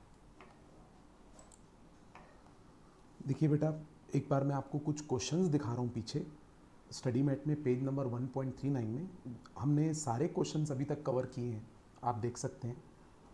Main objectives of introduction of cost and management accounting, ये भी question हुआ है। कितने type के cost centre होते हैं? दो टाइप के अभी अभी मैं आपको पढ़ाया था, एक स्टैंडर्ड कॉस्ट सेंटर और एक discretionary cost centre. Cost classification on the basis of variability अगर हम लोग बात करेंगे तो इसका मतलब है वेरिएबल कॉस्ट, फिक्स कॉस्ट और सेमी वेरिएबल, और कंट्रोलेबिलिटी के बेसिस पे कंट्रोलेबल, अनकंट्रोलेबल। फिर features of good cost accounting system भी हम लोग पढ़ चुके हैं। Factors which are to be considered before installation of cost accounting system, ये आपको याद होगा, IMOK, ओके वाला आंसर जो पढ़े थे। और ये features of good cost accounting system में अपन जो फैक्ट आंसर पढ़े थे, flexibility, accounting accuracy, consistency and trust वर्दी वाला, और इंफॉर्मेटिव, इंटीग्रेटेड, ये वो था। फिर अभी अभी मैं आपको ये पढ़ाया था कि मेथड ऑफ कॉस्टिंग और उसके कौन कौन से यूनिट्स होते हैं, ये हम लोग अभी यूनिट्स वाला नहीं पढ़ रहे थे। ट्रांसपोर्ट में टन किलोमीटर, हॉस्पिटल में पेशेंट बेड्स, बाईसाइकिल में नंबर, पावर में दिस किलोवाट आवर्स, स्टील में टन, होटल में पर मील या पर रूम, कोल में पर टन, ब्रिक वर्क में पर 1000।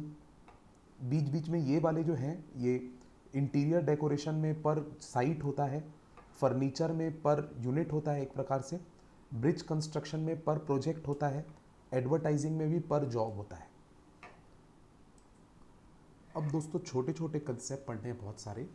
प्री डिटरमाइंड कॉस्ट किसे कहते हैं? तो जो कॉस्ट हम लोग पहले से अकाउंटिंग पीरियड शुरू होने से पहले बजट करके रखते हैं उसको प्री डिटरमाइंड कॉस्ट कहते हैं। A cost which is computed in advance before the production process starts. आगे स्टैंडर्ड कॉस्ट किसे कहते हैं? तो प्री डिटरमाइंड कॉस्ट जो कि मैनेजमेंट के मैनेजमेंट ने निकाल के रखी है, जो हम लोग अपने लेबर को टारगेट के लिए देते हैं, that is called standard cost. A pre determined cost which is calculated from the managements standard of efficient operation and it is used for cost control. Marginal cost किसे कहेंगे? Cost of every extra unit produced.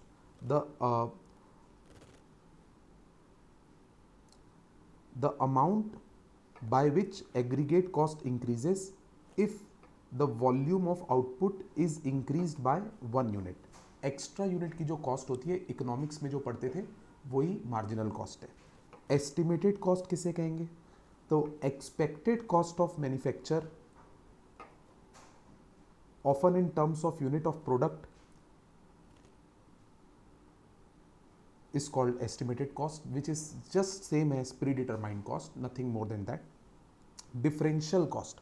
Differential cost means the change in total cost due to change in activity level, यानी हम एक particular activity में जितना total cost incur किए, फिर दूसरी एक्टिविटी बढ़ा के अपन ने काम किया तो कुछ और कॉस्ट लगी, तो दोनों कॉस्ट में जो डिफरेंस होगा उसको डिफरेंशियल कॉस्ट बोलेंगे। एग्जाम्पल, 60,000 यूनिट्स प्रोड्यूस करने में कंपनी का 10 लैक्स स्पेंड हो गया, और मान लीजिए कि 80,000 यूनिट्स प्रोड्यूस करने पर कंपनी का 12,50,000 स्पेंड हो गया, तो हम क्या बोलेंगे कि डिफरेंशियल कॉस्ट 2,50,000 है इस एक्स्ट्रा 20,000 यूनिट्स की।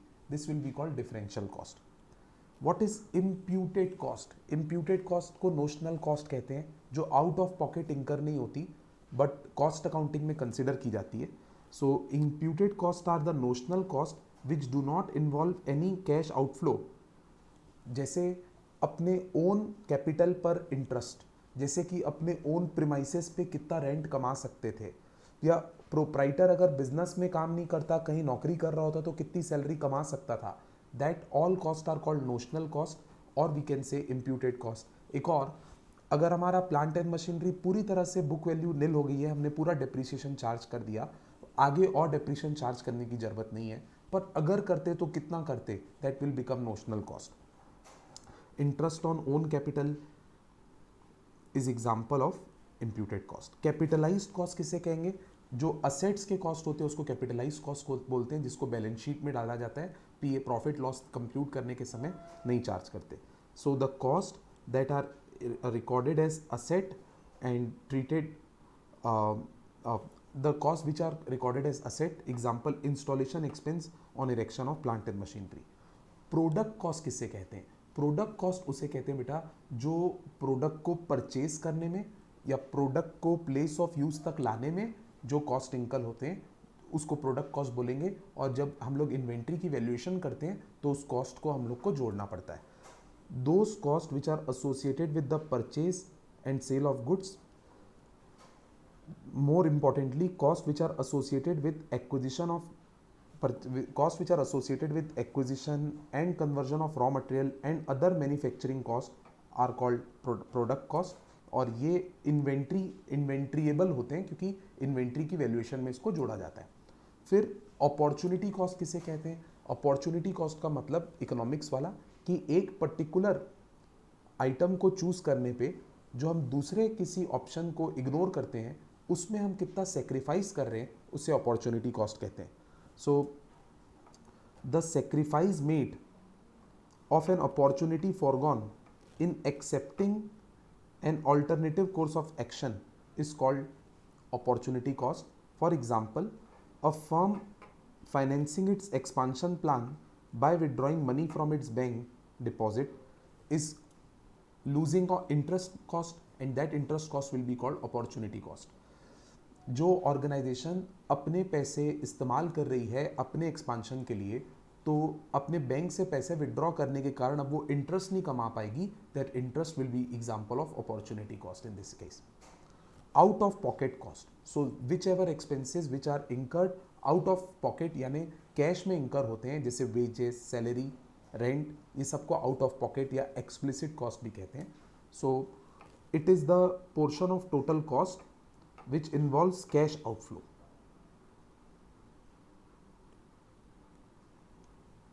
इसी को ना बेटा मेरे हिसाब से एक्सप्लिसिट कॉस्ट भी बोलते हैं। ये रहा एक्सप्लिसिट कॉस्ट, नेक्स्ट पेज में साथ साथ पढ़ लीजिए।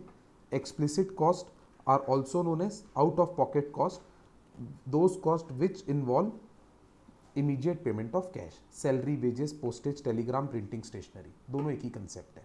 और जो अपन अभी थोड़ी देर पहले इम्प्यूटेड कॉस्ट पढ़े थे ना, इसको इम्प्लिसिट कॉस्ट भी कहते हैं, तो मैं तुरंत इम्प्लिसिट कॉस्ट भी बता देता हूँ आपको। Those cost which do not involve immediate cash payment, they are not recorded in books of account, they are recorded in cost accounts actually, ये है। नेक्स्ट कॉस्ट पे आते हैं sir, shut down cost. Shut down cost का मतलब होता है कि बिजनेस को टेम्पररी बंद करने पर भी कुछ खर्चे अगर हमारे इंकर चालू रहेंगे, इंकर होना लागू रहेंगे, तो उसको शट डाउन कॉस्ट बोलते हैं।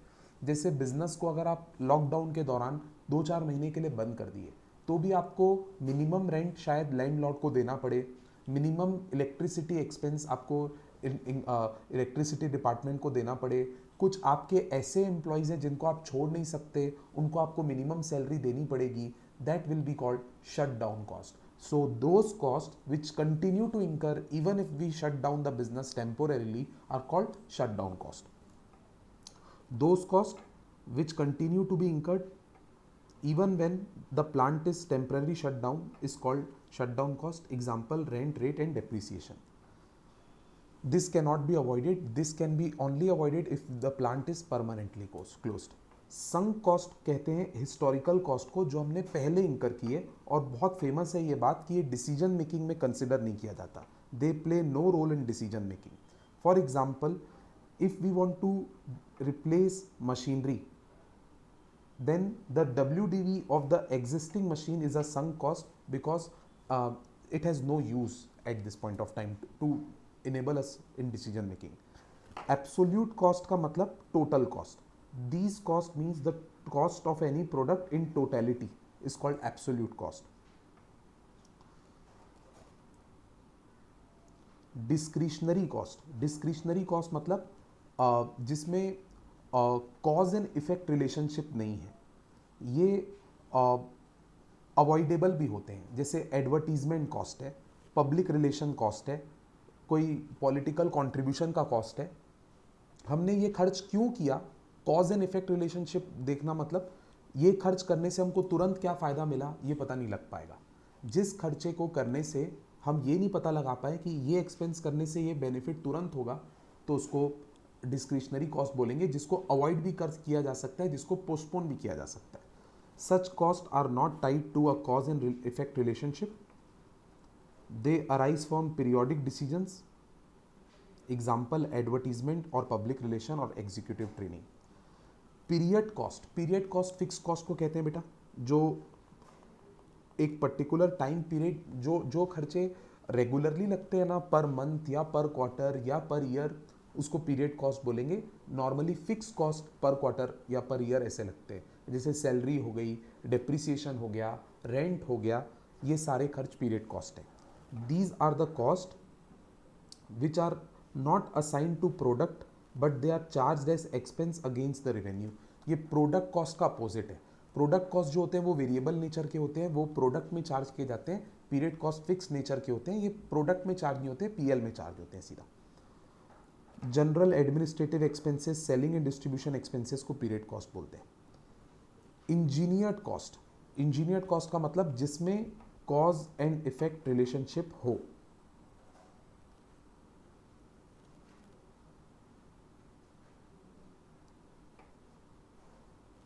ऐसा खर्च जिसमें हम लोग को दिखाई दे कि ये इनपुट डालने से ये आउटपुट का कॉस्ट है, जैसे कि direct material, direct labour, direct expenses, इन सबको इंजीनियर्ड कॉस्ट बोलते हैं. अब दोस्तों लास्ट में सबसे important question, methods of costing. ये हमारा पूरा सिलेबस में चैप्टर्स भी है ये सब. Single output costing. Single output का मतलब जब कोई कंपनी एक ही टाइप के प्रोडक्ट बिना कोई वैरायटी के यूनिफॉर्मली प्रोड्यूस करती है, जैसे कि कोयला जो बनता है वो कोई वैरायटी में नहीं बनता, ईंट जो बनती है वो कोई वैरायटी में नहीं बनती. ऐसी कंपनियों को जो मेथड ऑफ कॉस्टिंग अडॉप्ट करना चाहिए वो है single output costing. Single costing या आउटपुट कॉस्टिंग, जो हम कॉस्ट शीट का प्रोफॉर्मा सीखते हैं ना, वो इन लोग के लिए एप्लीकेबल है. Under this method the cost of the product is ascertained when the product is the one only produced without any variety. Batch costing कब लगाना चाहिए, जब प्रोडक्ट बैचेस में बनते हैं और अलग अलग ऑर्डर्स की हम लोग अलग अलग साइजेस, शेप्स बनाते हैं, रुक रुक के प्रोडक्शन होता है, एक जैसा सारा का सारा नहीं बनता. जैसे जूते के इंडस्ट्री में बोलें या कपड़े की इंडस्ट्री में बोलें, टॉयज़ की इंडस्ट्री में बोलें, तो बैचेस में प्रोडक्ट बनते हैं, कलर चेंज करना पड़ता है, साइज चेंज करनी पड़ती है. Product by and large same रहता है बट थोड़ा सा क्लासिफिकेशन अलग रहता है. जैसे मेडिसिन बनती है, मेडिसिन में आप देखते होंगे जो mg पावर रहता है वो 200 mg, 300 mg, 500 mg. तो थोड़ा सा वेरिएबल होने के कारण, प्रोडक्ट में थोड़ी सी वैरायटी होने के कारण हम लोग को अलग अलग बैच बनाने पड़ते हैं, अलग अलग साँचे बनाने पड़ते हैं. That is batch costing.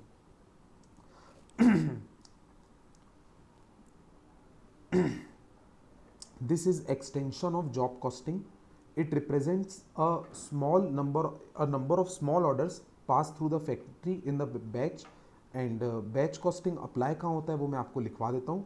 एक मेडिसिन इंडस्ट्री में अप्लाई होता है, एक टॉय इंडस्ट्री में अप्लाई होता है. ये आपको कम से कम ध्यान रखना पड़ेगा. आगे जॉब कॉस्टिंग. जॉब कॉस्टिंग मतलब जब हम कस्टमर की स्पेसिफिकेशन के अनुसार कोई काम करके देते हैं ना, जैसे प्रिंटिंग एक काम है, एडवर्टीजमेंट एक काम है, फर्नीचर बनाना एक काम है. इसमें कस्टमर हमको स्पेसिफिकेशन बताता है, टेलर मेड काम होता है वो, तो उसको जॉब कॉस्टिंग बोलते हैं. Under this method of costing, cost of each job is ascertained separately. It is suitable when the work is undertaken on receiving customers order like printing press or motor workshop. Contract costing तो आप जानते ही हैं बेटा, construction industry में applicable होता है. तो it is suitable for construction of road, bridges and buildings. एक और वर्ड सुन लीजिएगा, शिप बिल्डिंग. ये इसमें भी कंस्ट्रक्शन यानी कि कॉन्ट्रैक्ट कॉस्टिंग एप्लीकेबल होता है. प्रोसेस कॉस्टिंग कब एप्लीकेबल होगा? जब कंपनी जो प्रोडक्ट बना रही है वो नंबर ऑफ प्रोसेसेस से गुजरता है, तब प्रोसेस कॉस्टिंग अप्लाई करना पड़ता है. लाइक शुगर मेकिंग या फिर पेपर मैन्युफैक्चरिंग. पेपर में पहले ट्री को कट करते हैं, पल्प बनाते हैं, पल्प से फिर पेपर फाइन मटेरियल बनता है. शुगर में पहले शुगर केन को क्रश करते हैं, उसकी जूस एक्सट्रैक्शन होता है, फिर उसमें से शुगर क्रशिंग होती है वगैरह. तो पेपर और शुगर प्रोसेस कॉस्टिंग के एक प्रकार से एग्जाम्पल्स हैं. So under this method the cost of completing each stage of work is ascertained, like cost of making pulp and cost of making paper for pulp. और ये sugar sector में और paper sector में apply होता है. Operating costing is another name of service costing. So it is used in service industries like transport, water supply, retail trade. Multiple costing bicycle industry में use होता है, जहाँ पे ऊपर के कई अलग अलग कॉस्टिंग के मेथड्स हम लोग एक ही प्रोडक्ट को बनाने में यूज़ करते हैं. It is a combination of 2 और more methods applied for single product. Example bicycle manufacturing. देखिए ये टेबल आपको क्या बता रहा है. प्रोसेस कॉस्टिंग अप्लाई होती है शुगर इंडस्ट्री में. रियल एस्टेट सेक्टर के लिए कॉन्ट्रैक्ट कॉस्टिंग एप्लीकेबल होती है. प्रोसेस कॉस्टिंग को ऑपरेशन कॉस्टिंग भी कहते हैं. इसके बाद कोल्ड ड्रिंक्स इंडस्ट्री में सिंगल आउटपुट कॉस्टिंग फॉलो होती है. हॉस्पिटल्स में ऑपरेटिंग कॉस्टिंग यानी सर्विस कॉस्टिंग. एडवर्टाइजिंग इंडस्ट्री में जॉब कॉस्टिंग. कार असेंबली में multiple costing. Last question of this chapter, techniques of costing. Uniform costing. Uniform costing means when a number of firms in a single industry agree among themselves to follow the same system of costing, then it is called uniform costing. Suppose all car manufacturers or all cement manufacturers agree to follow single method of costing, then it will be called uniform costing. इसका फ़ायदा ये होगा, advantages of this system will be a comparison of performance will be possible. दोनों कोई भी firm का हम लोग कंपैरिजन कर सकते हैं कि कौन एफिशिएंट है, कौन सा एफिशिएंट नहीं है. और ऐसे सिस्टम में ना गवर्नमेंट को बहुत फ़ायदा होता है, क्योंकि गवर्नमेंट कॉस्ट ऑफ प्रोडक्ट सबका कंपेयर कर पाती है एक दूसरे का, कि कोई ट्रू दे रहा है कि नहीं. ऐसे मार्जिनल कॉस्टिंग किसे कहेंगे? मार्जिनल कॉस्टिंग का मतलब जब हम लोग कोई भी प्रोडक्ट को, कोई भी एक्टिविटी में जितनी कॉस्ट लगी है उसमें वेरिएबल और फिक्स को अलग अलग रखते हैं और मार्जिनल कॉस्ट अलग से पता लगाते हैं, और ये पता लगाते हैं कि आउटपुट चेंज होने से टोटल कॉस्ट पे क्या इम्पैक्ट आ रहा है, तो उसको मार्जिनल कॉस्टिंग कहते हैं. It is defined as ascertainment of marginal cost by differentiating between variable and fix cost. Standard costing. Standard costing तो अपना चैप्टर का नाम है. इसमें हर प्रोडक्ट को मैन्युफैक्चर करने का एक standard cost, pre determined cost पहले कैलकुलेट कर देते हैं, और जो एक्चुअल कॉस्ट लगा है उसको स्टैंडर्ड कॉस्ट से कंपेयर करके वेरिएंस एनालिसिस करते हैं. अगर नेगेटिव है वेरिएंस, यानी कि हमने स्टैंडर्ड कॉस्ट से ज़्यादा इंकर कर लिया, तो उसको एडवर्स वेरिएंस बोलते हैं. फिर उसकी फर्दर इन्वेस्टिगेशन होती है. So this is standard costing. It is a technique whereby standard costs are predetermined and it is subsequently compared with the actual cost. और इसका यूज़ क्या है कि अगर एडवर्स वेरिएंस आएंगे तो उसका फर्दर इन्वेस्टिगेशन होगा. Historical costing means ascertainment of cost after they have been incurred, बस इतना ध्यान रखेंगे. एब्जॉर्प्शन कॉस्टिंग किसे कहते हैं? जब हम लोग प्रोडक्ट की कॉस्ट में वेरिएबल ओवरहेड और फिक्स्ड फैक्ट्री ओवरहेड को भी चार्ज करते हैं तो उसको एब्जॉर्प्शन कॉस्टिंग बोलते हैं. ये हम लोग मार्जिनल कॉस्टिंग में MCAC अप्रोच पढ़ते थे ना. मार्जिनल कॉस्टिंग अप्रोच में सिर्फ वेरिएबल कॉस्ट को प्रोडक्ट की कॉस्ट का पार्ट माना जाता था, जबकि एब्जॉर्प्शन कॉस्टिंग अप्रोच में वेरिएबल कॉस्ट और फिक्स्ड फैक्ट्री ओवरहेड का एक एब्जॉर्प्शन रेट निकाल के उसको भी कॉस्ट में लेते थे. इसके बाद बेटा रिवीजन के लिए आपको ना ये सारे क्वेश्चंस देखने चाहिए, MCQs भी देखने चाहिए. MCQ नहीं देख रहे हैं तो ये ज़रूर देखिए बिल्कुल, ये जो मैं आपको अभी रिवाइज कराया. और फिर कौन कौन सी इंडस्ट्रीज़ के कौन कौन से मेथड्स होते हैं. Right a note on the following indicating in which kind of industries this single output costing वगैरह कहाँ अप्लाई होता है. आइए एक बार देख लेते हैं सारा. सिंगल आउटपुट कॉस्टिंग अभी अभी मैं आपको बताया था कि सिंगल आउटपुट कॉस्टिंग ब्रिक्स और कोल में इम्प्लीमेंट होते हैं. ये पेपर में एज इट इज़ क्वेश्चन आता है. बैच कॉस्टिंग किस में लगेगा? मैं आपको खुद से लिखवाया था, टॉय और मेडिसिन. प्रोसेस कॉस्टिंग कहाँ लगेगा? शुगर और पेपर. ऑपरेटिंग कॉस्टिंग कहाँ लगेगा? सिनेमा में, ट्रांसपोर्ट में, हॉस्पिटल में, होटल में, बैंक में, सर्विस इंडस्ट्री में लगेगा बेटा, इंश्योरेंस में, IT सेक्टर में, ये सब में ऑपरेटिंग कॉस्टिंग. कॉन्ट्रैक्ट कॉस्टिंग किस में लगेगा? बिल्डिंग, रोड, ब्रिज, शिप, ये सब के कंस्ट्रक्शन में. और मल्टीपल कॉस्टिंग किस में लगेगा? बाईसाइकिल में और कार असेंबली में. So this is chapter 1 for you. अब हम आगे बढ़ेंगे. इसका 10 मार्क्स का वेटेज है बेटा पेपर में इस चैप्टर का.